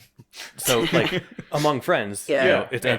it's counter-signaling, right? And it's fun. But if I were to go up to, let's see, David Pizarro and Tamler, whichever one is Jewish, if I were to go up to the Jewish one Yeah. and make an anti-Semitic joke, that'd be, fucked up, Right, right? yeah. But I if don't we think were all Beep Bop chums, Boop is transphobic though, so that's dumb. Like if you said attack helicopter, Yeah. that's That's like got a history it's got a behind it. context Yeah. of people that are making fun of It's got a context. transgender of absolute identities. assholes, yeah. Saying beep bop boop to me just sounds like I don't want to answer this. Why are you bothering me? So it doesn't bother me. I guess my thing with Gina Carano was I didn't know the full details of that. I know that Pedro Pascal's sibling is either trans or non-binary or something, and so And I can. he reached out and I think I don't know how much time they spent together on set, but I imagine there's some friendliness going on and like, hey, this is where I'm coming from, and she was like, oh, thank you for helping me understand that, and I'm assuming she changed it or something, right? Yeah, like yeah. so that's how these things should go, right?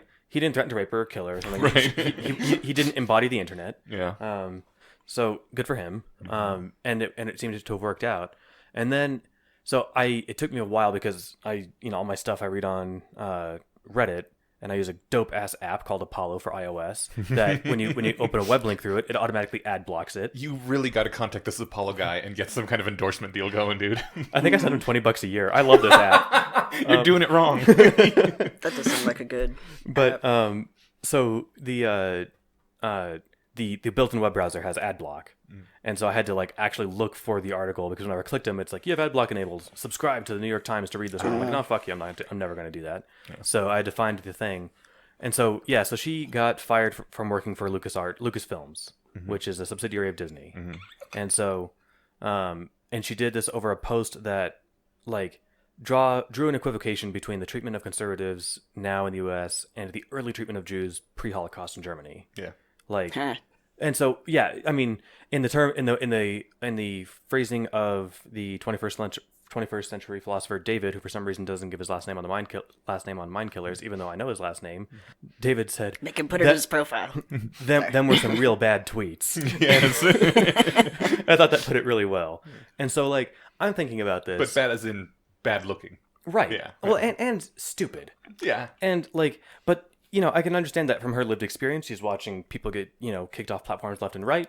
I can understand why someone Just might like they feel did that to way. the Jews in the Holocaust. Exactly, kicked off platforms, right? Yeah. So I mean, don't get me wrong. I can see how somebody can be a not complete idiot and feel marginalized if we're being conservative. I don't necessarily agree with it. I certainly think the argument to compare it to pre Holocaust Germany is insane The and is Steelman overreaching. argument is that they stoked hatred of neighbors based on group affiliation, Right. And that's bad. It can lead to bad things. And I see right now a lot of my neighbors stoking hatred against each other because also for group affiliation. In this case, political affiliation. Right. And that's the Steelman. And I mean, technically, she makes a good point. But on the other hand, she does it in the worst way. I still She's think not very good at internet. Yes. It seems like. Yeah, that's And so I think in general conservatives are really, really bad at trying to do the whole I don't want to say victim game, but they do a very bad job of trying to gain sympathy by comparing themselves to other groups that have been oppressed. they haven't been competing in the Oppression Olympics as long, and and it shows. Yes, Yeah. exactly. They gotta- Give them another 20 years and maybe they'll figure out how to do the Oppression Olympics. But for now, they should just not touch that Right. with a, I don't know, long jumping pole, since we're in Olympic metaphors. And so, so here's my thought that I had with it though is like it's a terrible comparison to make. While I can see it's my favorite sport. Is it really? Long jumping pole. Or high jumping pole? I don't know, man. Pole vault. I don't watch the Olympics. It's a bunch of athletic people being all chatty. So I can see the steel man immediately, and I did when I read it. Yeah. And it's just one of those things like, all right, you're bad at interneting, but like that seems silly. If it was in isolation, it would be one thing. I think so. Here's the thing, and this is why I'm kind of torn on it. Is like she does represent Lucasfilms in her public life, right? Like like a lot of jobs, I imagine would say, you know. In fact, there was that whole thing where I forget it was that tire company that's based out of Ohio, Goodyear. Mm-hmm. They had said, you know, don't wear politically affiliated masks for COVID stuff. Yeah. And that's just part of job stuff. You know, we don't want people coming in and you've got a whatever, fuck black people or you know, or a Black Lives Matter mask. Like we want you to just we want our customers to come in and not this isn't the place for that. Right. Yeah, but their employees can still tweet whatever they want on their own time. I mean, Yeah, the difference so- is that actor is a very public role. That's exactly the thing. And so it kind of sucks in that regard where like the company is going to be affiliated with her somewhat. And so I think that's kind of just where like I don't like the idea of whatever. Now, I mean, it's not like she's out of work. I'm sure she'll find jobs. But Oh, she do you won't want be to hear where she found work? I'm sure. Ben Shapiro. Great. She's making a movie with him now. Ben Shapiro's We're making a movie. Yeah. Uh, Oh, I know. It's a fucking bummer. well, this is going Like- to be a train wreck, and good for her. Yeah. I hope she gets paid This is well. No, That's not good for awesome. her. Because first of all, she has so much fucking talent, and it's being wasted on some Ben Shapiro shit.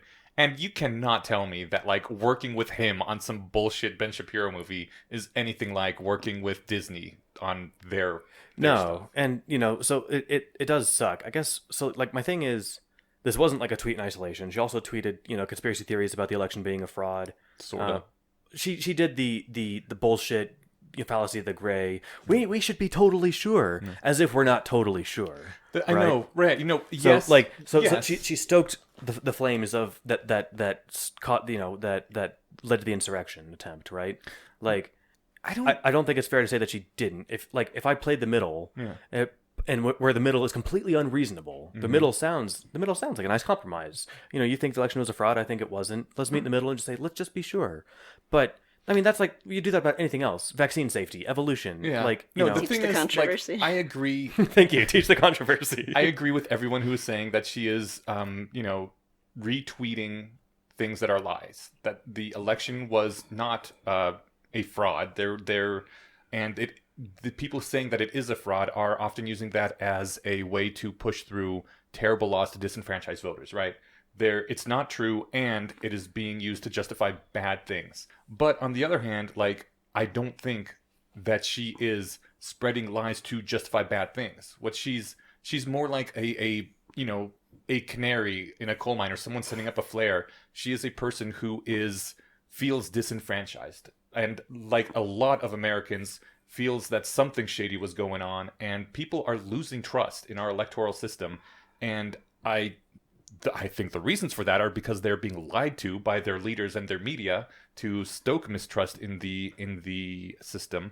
But well, she's not doing that. She's saying like, "Hey, I don't have trust in the system anymore. I would like that to stop." And like, I feel like The we're way you killing the rephrased messenger. both of her things as like I'm feeling disenfranchised and I don't trust our system would have been like the correct way I think to phrase those tweets. Absolutely, but you know, So- bad at Twitter. So the crime is being inarticulate and bad at like writing original tweets because, like I said, these are retweets of pictures, right? Yeah. So It's like the crime is being wrong, and like I absolutely agree with her that the system does need to change. We need to make it so that people have faith in the system again and don't think there's fraud. We can't do that unless the people who are complaining that there is fraud start just winning elections. No, we can do that by addressing the complaints and also holding the actual leaders and media personalities who are lying in order to spread distrust in the system accountable for doing that. How do we hold them accountable? I don't know, man. I'm not a lawmaker. By kicking them off places, by taking away their megaphones? Maybe if they're like the people doing this spreading of misinformation, but that's not her. She's just someone who is like feeling disenfranchised and saying it loudly. I think she has a platform. She you know, has her Twitter account, but she's but not the media. She's not a newsmaker or a politician. neither is Jenny McCarthy. Yeah. But a lot of people are anti-vax because of her. Well, Jenny McCarthy actually is a leader of the anti-vax movement. Right. Whereas Gina Carano is just an actress who's tweeting about how she's unhappy with what's happening. All right, It is so- actually upsetting how influential actors are, Yeah. It is as fucking opposed stupid. to like doctors or Yeah. Yeah. I mean, experts in fields. yeah. So I'm imagining some follower of like, oh my god, I love Mandalorian. Let me follow all of them on Twitter. And one of them is like, talking about elections of fraud, and you're like, wait, she probably knows what she's talking about, and you're suddenly swayed to this stupid position, right? So like, and I'm not saying you should whatever fire people for being factually wrong about stuff, but when you're stoking, flames about things that have real consequences when it's baseless. So is anyone complaining in public about how they feel the last election was mishandled, stoking? Like, is the correct answer to say, shut the fuck up, you're stoking flames whenever anyone complains? Because I don't think that's going to make them trust the system again. I don't think so either. So that's what I was wondering what you meant when you had said, like, we need to, like, restore their faith in the system and get rid of the people who are causing all this, Yeah, So, I don't think canceling people who are complaining and aren't responsible for it is going to make things better. And in fact, I think it's going to make things much worse. Because they will trust things even less. And everyone else will say, like, look, someone is complaining about how they don't feel secure in the electoral system and they're being silenced and shut down. right. And Then the just men in proof. black came and took him away in a van, and Yeah, this exactly. keeps happening to everyone who says this. There must be something to it. And now they work on C-list straight-to-video movies with Ben Shapiro. Right. So I guess like what had me sort of like in the air about the Gina Carano thing is like it doesn't seem like she was fired in isolation. Like this was not like the only inflammatory thing that she had said. No, she's been waving the red flag for as long as she's at Twitter. And not merely saying like, I voted today, Trump Pence, like it was things more inflammatory than that. And so like, again, just like the bullshit, people's parents spread on Facebook or something, right? Like not a very savvy interneter, but Like fucking J.K. Rowling.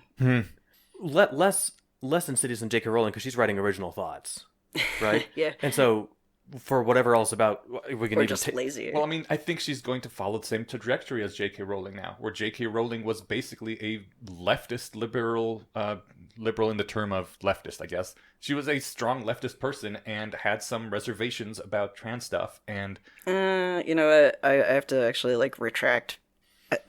My original response to J.K. Rowling said some transphobic stuff was, "Who fucking cares?" yeah, I still think who fucking cares because like whatever, but she does have a big platform, and I did finally like not even I wasn't attending. I accidentally like saw some of the stuff that she was saying and tweeting and writing, and was like, oh no, that's actually kind of fucked up. She's kind of a dick. yeah. Well, I mean, that's what I was saying. Like, she started out just a general leftist with concerns, and she keeps getting pushed further and further right. And it's been Yeah, happening for but- years. And I think the same thing's going to happen with Carano, especially now that like she's been pushed to working with fucking Ben Shapiro. Yeah, if she's Like, that's just going to keep pushing her further and further right if that's the people she's hanging out with. if she's now stuck hanging out with Lord, with not now Lord Palpatine's too nice of a moniker for Ben Shapiro. If she's hanging out with, but like he's not as bad as Palpatine. I'm trying to think of dark side, right? Yeah, yeah, but yeah. there aren't a lot of like low key dark side figures. In any case, like Voldemort. right, It's a loaded Is he term low-key? nowadays. some It yeah, is, some, yeah. some random Death Eater, right? But Yeah. like, yeah, I mean, but like rolling stuff aside, I was gonna say at least Rowling has original thoughts, and that makes her more accountable than just retweeting random Lord shit. Judson. Now, more accountable depending on how wrong she is another conversation.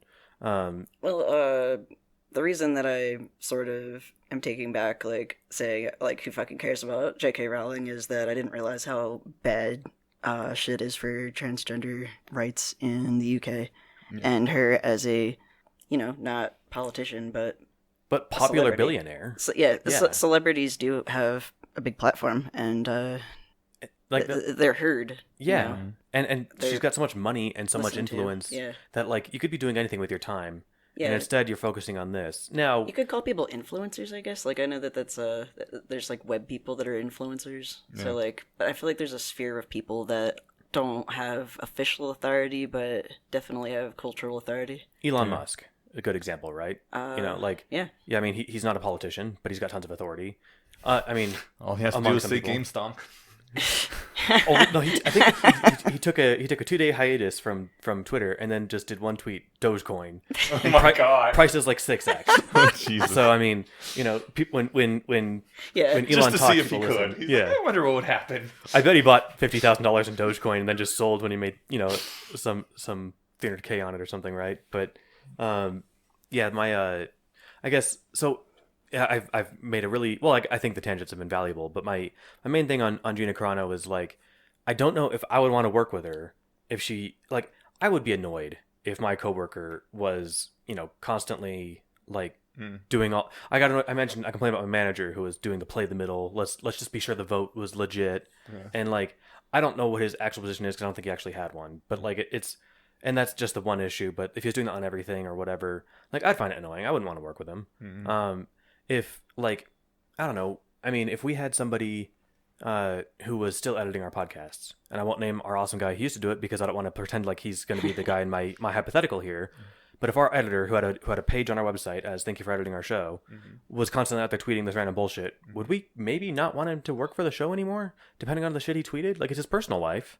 But if we linked to his Twitter bio on our webpage, and you go there and you see Jewish space lasers and evolution is false and all this stuff, you're like, would we say, hey man, you're kind of you work for when people come to the page, they see your stuff and that looks bad for us. We might ask him like, hey, can you knock that shit out? And he'd be like, fuck you, it's my free speech, which is a perfectly fair response. Yeah. Would we say, okay, cool, we're gonna find somebody else to edit our podcast then? I Like, mean, would that I be guess unreasonable? We'd have to discuss that as a group. Like for me personally, it just depends on how offensive the thing is. The thing I keep There's a certain level where I'm like, yeah, whatever, and there's a different level where I'm like, no, you just said we should kill as many people of this ilk as we can. Get the fuck out. So, sort of the thing that I'm using as an intuition pump is just like Disney is a brand that I've worked for Disney. God, they're protective of their brand. They have brand managers who are like the brand manager for Peter Pan, and like an entire team of people that are just like their whole job is to make sure that if anybody uses an image of Peter Pan, that it's like referencing the correct. Yeah, like they're not getting his eyes a millimeter too wide or something, and like, or Peter Pan wouldn't have said that, like it's actually hilarious. But it's kind of interesting because they have to have this family friendly vibe to their brand, since it is targeted largely at children, although they're expanding that a lot. Deadpool in the MCU? They own lots of things, lots of things. But like they also have decided that they're liberal. yes. Which I guess makes sense if like you're marketing towards kids and younger generations tend to be more left. Well, and you're a business, you can do whatever you want. Ben Shapiro decided he's going to be an idiot, yeah, I and guess. he's free to do that, right? Like, I think they're just doing it because they think that's where the majority of their audience is. Yeah. Like back when their audience would not accept gay people, they fired their actors that came out. Oh, as gay. Disney had some super racist cartoons that they've tried to wipe off the internet, but the internet is an archive for everything for all time. Yeah. You can still find these. The original song for Aladdin, the opening one, was Oh, different that's than right. the current one. I thought you were. Oh, About I to didn't say even Song know of they the edited South. that. Yeah, I was thinking of Song of the South, the older stuff, but yeah. That's before my time. But like, imagine if Disney were conservative as a company, It's interesting. Yeah, that's a good intuition. and this pump. was some like person who was tweeting liberal stuff, like I don't know, like retweeting Black Lives Matter or whatever, and then got canceled over that. That is a really good intuition pump, and that's some food for thought. I guess, yeah, I think that on the whole, canceling people is the wrong move. I mean, like I said, I guess I spent some time trying to steelman it in my head, and it was like that's kind of where I generated the smaller example. But we're like we're a three-person company, right? And if 25% of our company, if we had one more person, was doing a bunch of stuff that we disagreed with, we're perfectly within our, I think it's a much different conversation. And we also don't yet have the listenership of Disney, so we're not quite that big yet. So Yeah. our listeners are in the mere tens of millions, not hundreds of millions. So yeah, I think that's about it. I thought I had something else. Oh yeah, this is actually the important part, and this is the thing that is really just the bummer about it. And when you're not canceled by the opposing side, right? Yeah. You're canceled by your side. Mm-hmm. You're kicked out of your circles. Was I kicked out of theist circles when I was in my theist arguing stage in high school? No, I was never in those circles, right? Yeah. So if they wanted to cancel me, it didn't do anything. Yeah. I just had fun arguing with people. What you get canceled by your friends and the people that you work, that are in your circle, and you're kicked out of your circle. Mm. And that's the really insidious thing about it. I was talking with people, I don't know, a year ago about stuff like this, and thought that they were good faith conversations. I was trying to engage well, and it turns out it wasn't any of those things. They were just trying to find any excuse to kick me off because they a priori didn't like me. Yeah. So I had thought that this was an inclusive thing, and we're working together, but it was never a together effort. The Gina Carano thing was not exactly that, but it's just the general point of you're not canceled by the opposition, you're canceled by your friends. I think that's easy to not keep in mind, and that's what makes it suck. If she was actually friends with, it wasn't Carl Weathers, was it? It was it was the other guy in Mandalorian. I don't know. He was the. Well, it sounds like she was pretty decent friends with Pedro Pascal. Yeah. I can't remember if it was Carl Weathers or if it was Yeah, it was Carl Weathers. He was the guy that I assume he was talking with charismatic as Gina would have a lot of friends in her workplace. Yeah, and now if she has to be friends with them, it's secret friends, right? Yeah. If they still follow her on Twitter, they have to use alt accounts or they'll get they'll get death threats. Yeah, they can't go to dinner with her now. Yeah, and so that's the real terrible part, right? And and as you mentioned too, now her friends are Ben Shapiro. Yeah, and so what chance of coming back to the light side of the force does she have? Yeah. The future does not bode well for that. So I don't know. That's all a bummer, and that probably took up way more time than I meant for it too. Right. Okay. We took a quick break. We are back now. There was someone else in our recording studio listening as we were talking, and she has a comment right now that I thought would be really interesting to bring into the conversation. This is related to something we talked about much earlier. Charlie, please take it away. Yeah. Hi. So when Eneasz was making that comment about math for babies and just basically being a shithead, it's one of the things about rationalists that is really unattractive to someone like me. I am not good at math. I cannot do college level math. But that doesn't mean that I'm less intelligent than him. It doesn't mean that I'm less ethical or moral or interested in improving myself or less capable. And every time I hear one of those math elitist rationalists basically stroke themselves about how much better they are than people that aren't able to do math like them, it's really discouraging, and it's just unattractive as a rationalist. I appreciate that feedback. Yeah. I'm glad that good math isn't a requisite for the community, because I'm medium. I don't know. I don't know any advanced math, and it's a glaring weakness in my right near history. My lack of knowledge in history, my lack of knowledge of decent math is glaring. But yeah, I took it in jest. Yeah, but no, I mean, it's those kind of jokes that maybe exactly. Yeah. I did mean it as a joke, but looking back on it, I didn't realize that it was a mean joke, because it was a mean joke, and it was haha, my out group, they don't know how to do math. My in group is totally all about the math. And I mean, to be honest, my math skills have degraded quite a bit since I was in college. I am not that great at them anymore either. I've forgotten a lot of the math I learned in school. Yeah, and that was it was a bad joke. It was one of those bad tweets that we were just talking about. I hope I am not judged for that particular bad joke, because you're right. There, as much of a beef as I have with philosophy, saying that philosophy is just a thing for people who are dummies at math is not a fair thing to say at all. And you can't really replace all philosophy with sufficiently advanced math, no matter how funny that sounds. So, I'm sorry about that. And I'm trying not to be a jerk. math is a language, so I'm sure there is some way you could literally turn all philosophy into math. That would be great. But the thing is, I couldn't do the math, so we couldn't communicate. So do you want to help people understand rationality and feel like it's possible to become a rationalist? Or do you want them to just be like, yeah, okay, I never got past algebra, so I guess I'll go do something else with I think that's one of the important things. Like, there's, especially when I was getting into the rationality community, there's definitely a sense of like, oh, these people are all geniuses and I can't compete. And then you realize that's not really like the point of the community. Like, there are people I know and really like who just stomp the ground with me intellectually, and that's part of the fun. And there's no sense of superiority that they're exuding like on purpose. It's just I almost want to name names, but I don't want to embarrass them, so I'll leave them out. But like, it's I guess what I'm saying is that yeah, there's not like a requisite, sorry, you must be this tall to ride kind of entry into the rationality community as far as I'm concerned.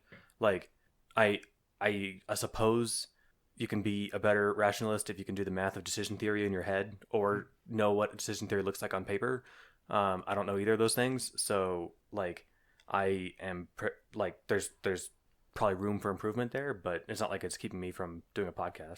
Everyone can suck it. No, I mean, I think the point of the sequences and whatever other tenets of rationality there are, like, wasn't it? I think it was explicitly laid out that like you don't have to be a math genius or like any kind of genius if you can understand these ideas.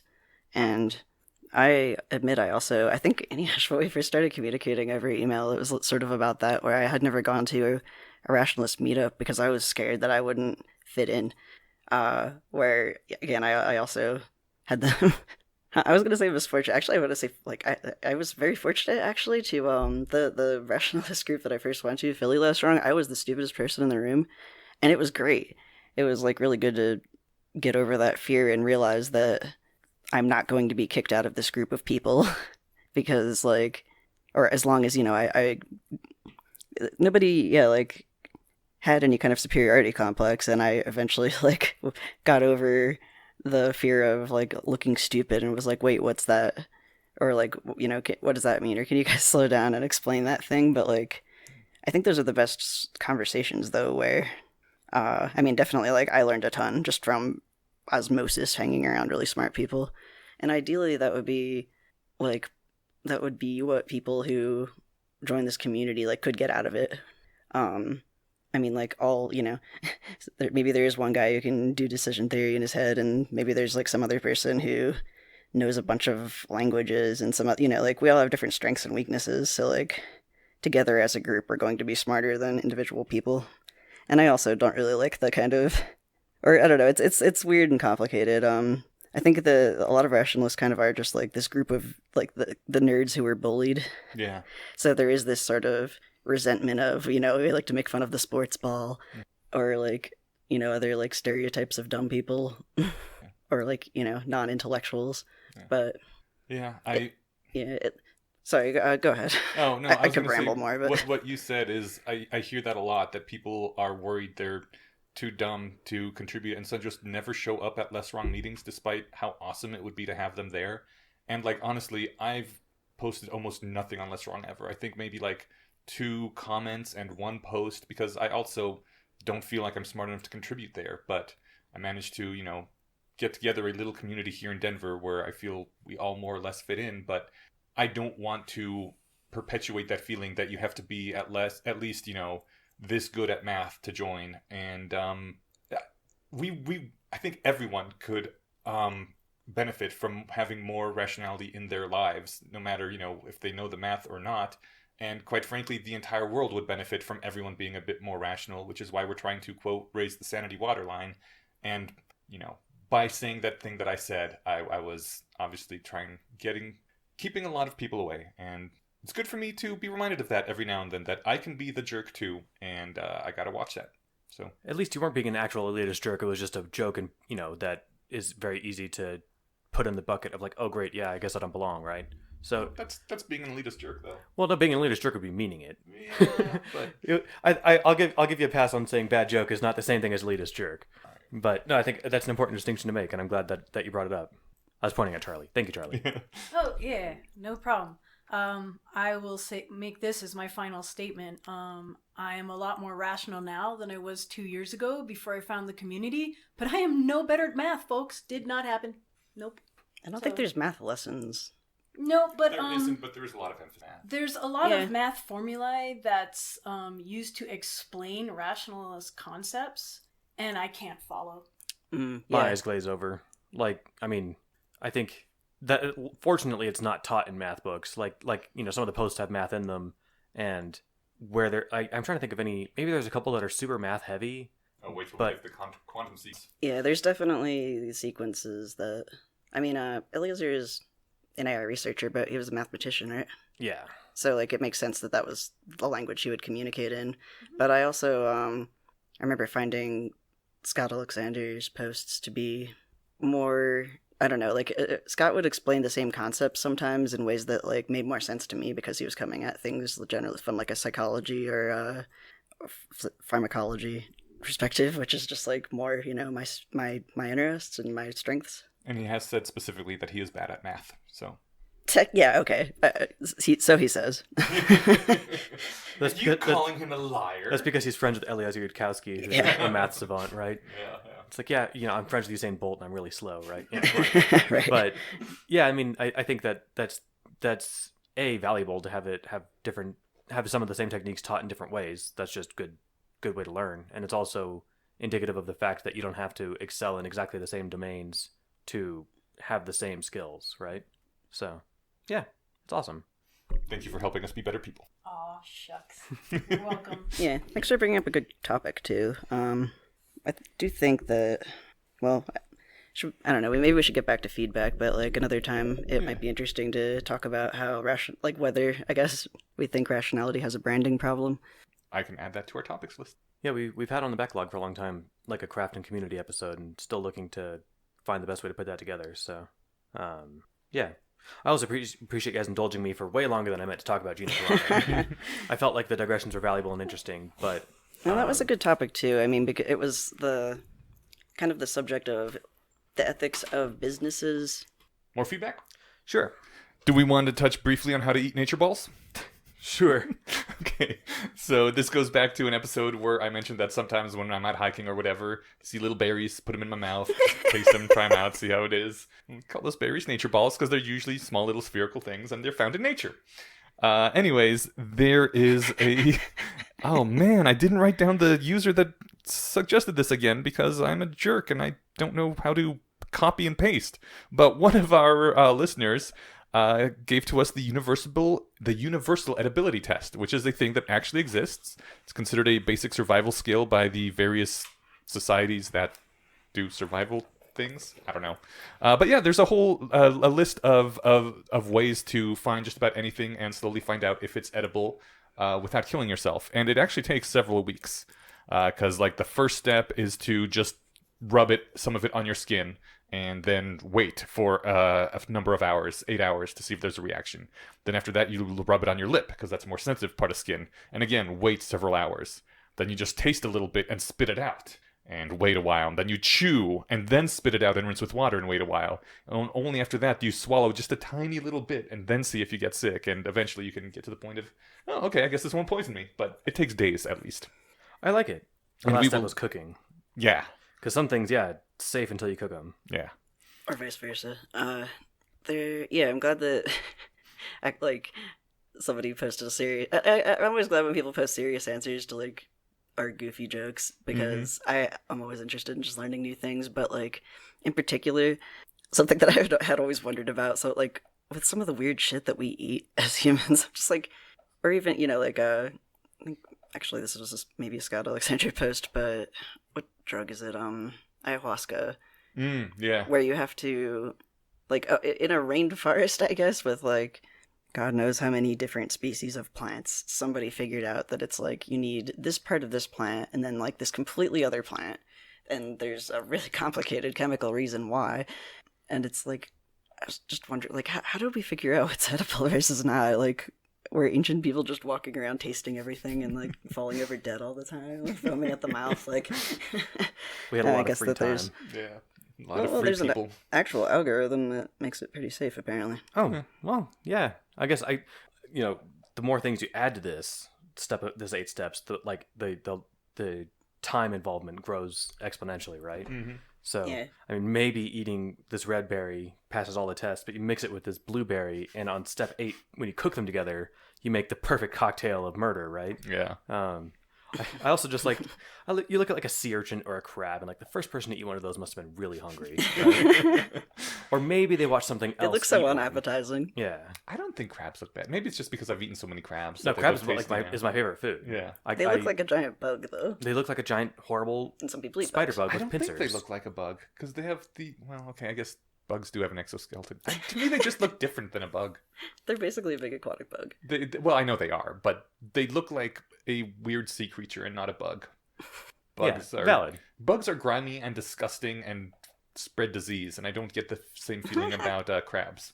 That's the main thing I hate about bugs. Bugs are a great source of nutrition, and honestly, if we as a species could be more on board with it, we could solve so many of our problems with agriculture and farming and feeding the world. Speaking of eating ethical milk, do crabs feel pain? Probably. I'm asking for a friend. I mean, have I'm sure they nerves. have to. Yeah, sure they have pain receptors. Otherwise, they wouldn't survive.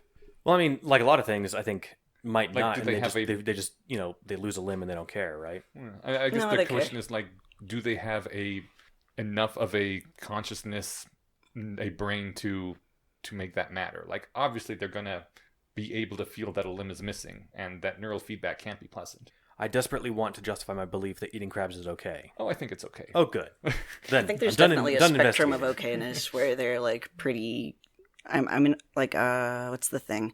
Some vegans eat oysters, I think, or mussels. They don't even have a neural network, though, right? Yeah. Well, that's the thing. They're like it's sort of Bivalves, yeah. basically a plant. Yeah, yeah. in the ethical ways that matter, not biology, but Yeah. yeah. Right on. But Crabs aren't we? equals We're privileging vegetables. intelligence, though. I mean, yes, we are.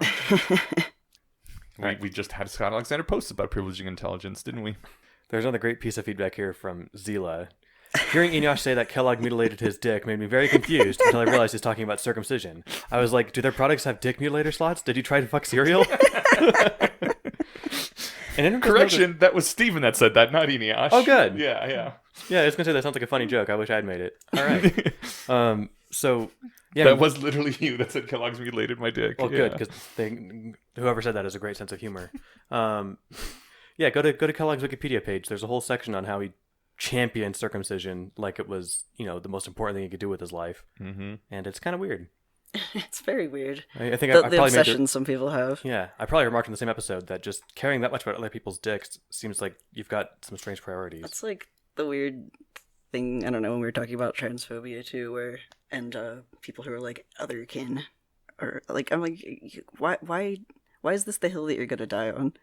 Right. I Yeah. was really baffled by that. But like, actually, going back to J.K. Rowling again, but I was reading some of the dumb shit that she actually said and wrote, and like I was just like, why do you care? Yeah, that's my main thing with Rowling is if she's some random interneter, like fine, go nuts, say all the stuff you want, and maybe maybe you're trying to get clarification, great. In ideal world, that's why someone goes to the internet to try and learn, right? That's not why anyone goes to Twitter, but sure. Well, she cares because she's scared, and she's scared because she's been told things that aren't true. And then again, the response is to educate her, but it's also one of those things. Scared of what? Scared of people being different? No, scared of men. Yeah, there's the whole turf thing, where apparently nobody's really transgender. It's just men dressing in women's clothes to go in women's bathrooms and harass them. Well, there's certainly the branch that thinks that, and they're bad too. And so, like, well, that's the turf thing, though, right? Yeah, well, I mean, there's Trans also exclusive radical feminist. yes. There's the less horrible but still wrong version is that once we don't have a norm against letting people that look masculine walk into whatever bathroom, then there won't be a safe space for women to flee to, which has issues of its own, to say the least. It's got plenty of issues. Yeah. Also, trans men don't exist, I guess. or am I trying to harass men? How dare you? Maybe I'm actually taking hormones and considering surgeries and So you can sneak dressing a into their certain way. bathrooms So, yeah. and see their dicks while they're peeing. I've figured out. If I had, and I haven't looked into the rolling stuff too seriously, I'm guessing the steel man is something like, right now, if I were to follow my wife into the restroom at a restaurant, Yeah. People would stand up and kick you out. They would raise eyebrows like, "What are you doing? Why are you following her? Hey, is he following you? Are you okay?" Yeah. Is kind of the response that would happen. Yeah. I feel like people actually would just ignore it, but maybe that's just Denver. It depends on the place. It mean, does I'm depend not on the prepared to place. conduct the experiment myself, lest I get arrested. It's but- actually illegal or against certain. I don't know. I mean, used to be the case, from what I've been told, that in Milk they didn't really have gender-assigned bathrooms. People just went and. Well, did yeah, I their was gonna business say I whatever. think that it's actually illegal to have like specific gendered bathrooms in Denver if you have single rooms. If you have stalls, you can still put a. Yeah. Well, they do have gender stalls sign, in, but- in there, but like people just didn't really care that much. Most of them, anyway. Well, most people, yeah, like I don't know. And then the normies started coming to Milk, and then there was issues. Wait, Milk? You mean the? Yeah, the bar here. Yeah, sorry, I don't know. We Because thought you Stephen were talking was about talking the dairy product. about the Yeah. dairy product. Oh, I'm before. sorry. No, I knew what you're talking That's about, weird, but but yes, they're both called milk, and one makes sense to call milk, and I have no idea why the bar is called milk. Oh, based on Definitely, the Clockwork Orange Milk Bar. Oh, One time I Never was saw in it. Milk and I was using the bathroom and there were 3 people in the stall next to me definitely getting up to some stuff and they did actually have to have a security person come in there like, all right, okay, come on. Get a room. Come on, guys. People Like, gotta pee. yeah, well, that was the thing. There was a long line. And it's Yeah, just like, I almost feel like nobody would have cared if it hadn't Right. been like... If you weren't using a stall, we'd be okay with it. And it was like two girls and a guy. And like I They have remember that just kinda, like like, watching them closet walk in area. and laughing. Yeah. It's like, that's nice. They should turn that little secluded closet area into the fuck room or something. I don't know. Well, I think that would technically be illegal in Denver. Yeah, I think that would be unsanitary. Oh, well, maybe that too. People tend to not care as much when they're on drugs. Yes. But yeah. Anyway, feedback. Yeah. We're such a good podcast. Do the math regarding the sexual revolution. Do the math says the podcast Martyr Maid, apparently Martyr Maid is the name of the podcast, was critical of the sexual revolution when it was discussed. The problem was that instead of being about free love, the slogan free love was instead used to pressure people who would otherwise not want to have sex with you and your friends. If you were a girl and someone asked you to have sex with you and you refused, they would accuse you of being anti-sex and withholding your love from them. So yeah, I wasn't Sounds around. like the cotton ceiling again. Yeah, I wasn't around in the '60s when free love was a thing, and that's why I have this idealized image of the hippies. But yeah, it sounds like you can even use something as innocuous as free love to be horrible and pressure people into having sex they don't want. like we were talking about earlier, like free love sounds all nice and friendly until like you read under the it's got a little ampersand or star next to it. What do you Asterisk? Asterisk, thank you. And a hard word to say. the fine print says, well, ampersand is the fancy and Yeah, letter. I was just saying the word asterisk. Asterisk. Asterisk. It's fun to spell. Anyway, the fine print says doesn't really mean free in the usual sense. It means people Compulsory? whoever wants to have sex with people gets to have sex with that person. Oh, And I'm not sure if that's exactly what Martyr Maid is saying, but that's if you squint, you can almost imagine that that's what it means. Oh, free for me, yeah. And of course, you could have sex too. It's just because I want it. Yeah, if that's the insidious version of it, then I can see how that would be, like again, swinging too far on the pendulum of what's cool, right? yeah. And when you think of like everything as like a reaction to the thing before it, you can sometimes very quickly pass the reasonable norm you're heading for and swing full on into insanity to where you have to have sex with people you don't have sex with. So, or I think insert whatever else. Yeah. The world was too... No pun intended. God damn it. Yeah. Man, my dad grew up in the 60s and like I remember he would talk really fondly about just being able to hitch a ride anywhere. Or just being like people being open to talking to each other or like helping each other out where they're like now my dad being a white male who is I guess middle class at the time, probably more privileged than some of the other people who did get the shit end of the stick of that. Yeah. But it's not like nice things didn't exist. It's just that some people had to ruin them for everybody. It's always the like one person that has to ruin nice things. Mm-hmm. This is why we can't have nice things. This is why. I think thanks do the math. Apparently I've been lurking on the Discord enough to see most of these things come up as they did. I just don't reply to stuff. Usually I just skim it. I lurk. But Dan Z said, a quick point I've seen brought up, but I'm unsure how true it may be.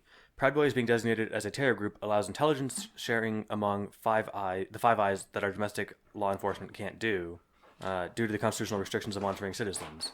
So I think I'll just read the rest of the thing before I guess what it was. So our law enforcement can get a better info from Canadian intelligence infiltrating our supposed domestic terror groups than our law enforcement has the rights to get by themselves. Hopefully I phrased that in an understandable way, but that way it could be the real reason Canada designated the Proud Boys as a terror group. The USA wouldn't really see much of a benefit in doing such a thing. Because we monitor everybody. No, I'm just kidding. No, I think that makes sense. I think you phrased it clearly. And so if there's a special status of this is a terror group, now we have special privileges due to the Patriot Act or whatever to pry, then there's definitely benefits. And I could even see definitely benefits of designating the Proud Boys as terrorists. Even if I don't give them the same street cred as Al-Qaeda. Also, isn't that like totally fucked up though? Like, I mean, couldn't the government just obviously declare anyone a terrorist group because they want to monitor them? Yeah. Like, rationalists could be a terrorist group if they think that we're spreading whatever transphobia and they want to monitor us. Sorry, I can't hear you all from all the way at the bottom of that slippery slope. I know. It's not necessarily slippery. I'm just fucking with you. I'm saying you should have a good reason for calling someone a terrorist group rather than we want to see what they're saying in their emails. Right. I totally agree. And I don't know when this happened or what the justifications were. Yeah. But assuming it passes some important process, it does make sense to where, like, hey, you know what? These people have been up to enough shit lately. We should take a look. And these things should have expiration dates on them. And unless you can justify renewing the expiration date on keeping them on this list. My terrorist license expired. I need to renew it. Right. I mean, I think they can just get a warrant. They go to a judge for a warrant and spy on them. But they would have to actually prove that there's some reason to spy on the people. A warrant for searches. But yeah. You need a warrant for wiretapping, for reading emails, for any sort of that kind of, that's considered search. I'm not sure what the rules are, but if the emails cross state lines or if it's a Discord server that goes, transnational or, transatlantic, do you need you can't, I don't know if, the LAPD can ask, Scotland Yard is the only British police agency I'm aware of from Sherlock, if they can ask them for a warrant, to monitor this Discord channel, right? Well, I mean, that's the thing. There are legal ways you can monitor people by asking for a warrant, but that means you have some constitutional protections. You have to prove that this person is worth spying on. But or you can do an end run around that by saying, oh, they're a terror group, and now you can do whatever without a warrant. Would it be even possible to get a warrant to whatever track? I remember, like, at some point some terrorists were using a PlayStation chat. Okay. To talk. Yeah. Would it be possible to get a warrant? Because you can't just ask PlayStation, I'm assuming, and because it's a global network, right? Like, I mean, are you saying is it possible to find that information at all? Would it be possible to get enough judges on a list to where they could all sign off on it? You only need one judge, I believe. No, I can't. I'm sure there's some rules to where, like, the LAPD judge can't let me spy on a European citizen in Europe. Well, if the data is in LA, you ask the LA judge. If the data is in Europe, you'd have to ask a European judge. Where's the data live on a Discord server? Yeah. That's a good question. I don't know. Space. So, like, there's a server somewhere physically located in the world. You'd probably is it physical? Is it the location of the physical server? Because then, like, AWS hosts half the internet. Their servers are around the globe. It may be where the company is headquartered. Like, a lot of companies have their headquarters in Vermont due to Vermont tax laws. It could be you go to a Vermont judge and say, your company is registered in Vermont. We want this information that your company has access to. Give it to us. This sounds like probably why they designated them terrorists, because this sounds like a pain in the ass. Well, sure, it's a pain in the ass, but it's supposed to be a pain in the ass to spy on your own citizens. Yeah, I can see both sides. Yeah. I mean, I do want it to be not basically impossible to spy on somebody who you have very good reason to think is actually dangerous. Right. Like, I think, but Proud Boys are probably someone to keep an eye on, but there's a way to do that. Like, I'm not a fan of the Patriot Act, and it should be gotten rid of. And I guess technically it is, but they still do everything. Yeah. All right. Was that our last feedback? I believe that was it, yes. I have one quick question then. Sure. You have more exposure to David than I do. Is what's happening in Texas right now like a libertarian wet dream? Like, yes, this is how it should be because there's no regulations, so this is what you would expect? Or is this a bad example because real examples don't exist because they're impossible? I mean, we'll have to ask David, and I guess I will ask him next week. I don't think it's a libertarian wet dream, though. I don't think so either. But it's like, hey, we have no regulation. I own the monopoly. I get to auto draft from your checking account that you pay your electric bill with at 10x your rate because I decided that there's a surge. Like that all sounds like all the great things you get when there's no regulation. You sign the piece of paper because no one else wires electricity to your house. I don't think you have to decide there's a surge when suddenly a third of your capacity goes down. That's definitely a restriction of supply. Sure, but then I guess I wonder, is that in fine print, or like if you're just fucked because say you live in Texas and let's just hypotheticalize Texas to where there's no public infrastructure, quote unquote, and so the only people piping electricity to your house get to do literally whatever they want. Is that kind of sounds like the point? I guess my to steel man it would be like, and I'm not like I don't think it's necessarily libertarianism versus capitalism, whatever, but like I think the thing would be, well, no, of course there'd be competing markets, right? But in the event that there's not, like only Comcast delivers internet to my townhome complex, which means I get about a third of the internet that I pay for, and I have no other options, right? Yeah. So like I don't really this is a whole other thing. I don't understand libertarianism. Okay. Let me correct that. I understand what it's supposed to be. I don't understand what it ever is supposed to actually be. Okay. If it's this anarcho-capitalism bullshit, then I want someone to convince me that it's not bullshit. I think Dave is the person to do that. He's absolutely the person. Yeah, exactly. I can give a guess as to what his answer is likely to be. Okay, I would guess it's something along the lines of if that this is not a truly deregulated market and there were constraints put on the system by government that have made things worse, and in a more free market there would be possibly more people providing this service or something. That would be my guess. I don't know. Fair enough. Yeah. Also, it's Texas. You generally don't need to winterize things in Texas because it doesn't freeze there more than once a decade or something. And are people willing to pay all the extra money they would have to pay for their energy to winterize all their infrastructure? Or is this just something they'd have to bite the bullet and accept once a decade if they don't want to pay slightly higher prices? It does freeze there. Like, there were cold shelters for people that were freezing to death. Like, Ted Cruz's flying to Cancun has been widely made fun of, I think, appropriately. Yeah. Crossing the border to flee bad conditions. Who would ever do that? We're not sending our best. None of these jokes are mine. I wish I was that funny. I think most jokes are recycled or stolen, but So yeah, I don't know. We'll bring it up on the next Mind Killer, which is the other podcast I'm on, where we talk about a lot more news and, culture war mind killy stuff that we usually avoid on this podcast. Not avoid, but we don't touch on it nearly as much. we try our best. We just don't focus on politics, really. Yeah. Yeah, so. We have other interests as well. Exactly. All right. Well, I think we're wrapping up here, but we're not quite done yet. We have a patron to thank. This time we're thanking Marie Maybe. Or is it maybe Marie? Or maybe it's Marie. Yeah.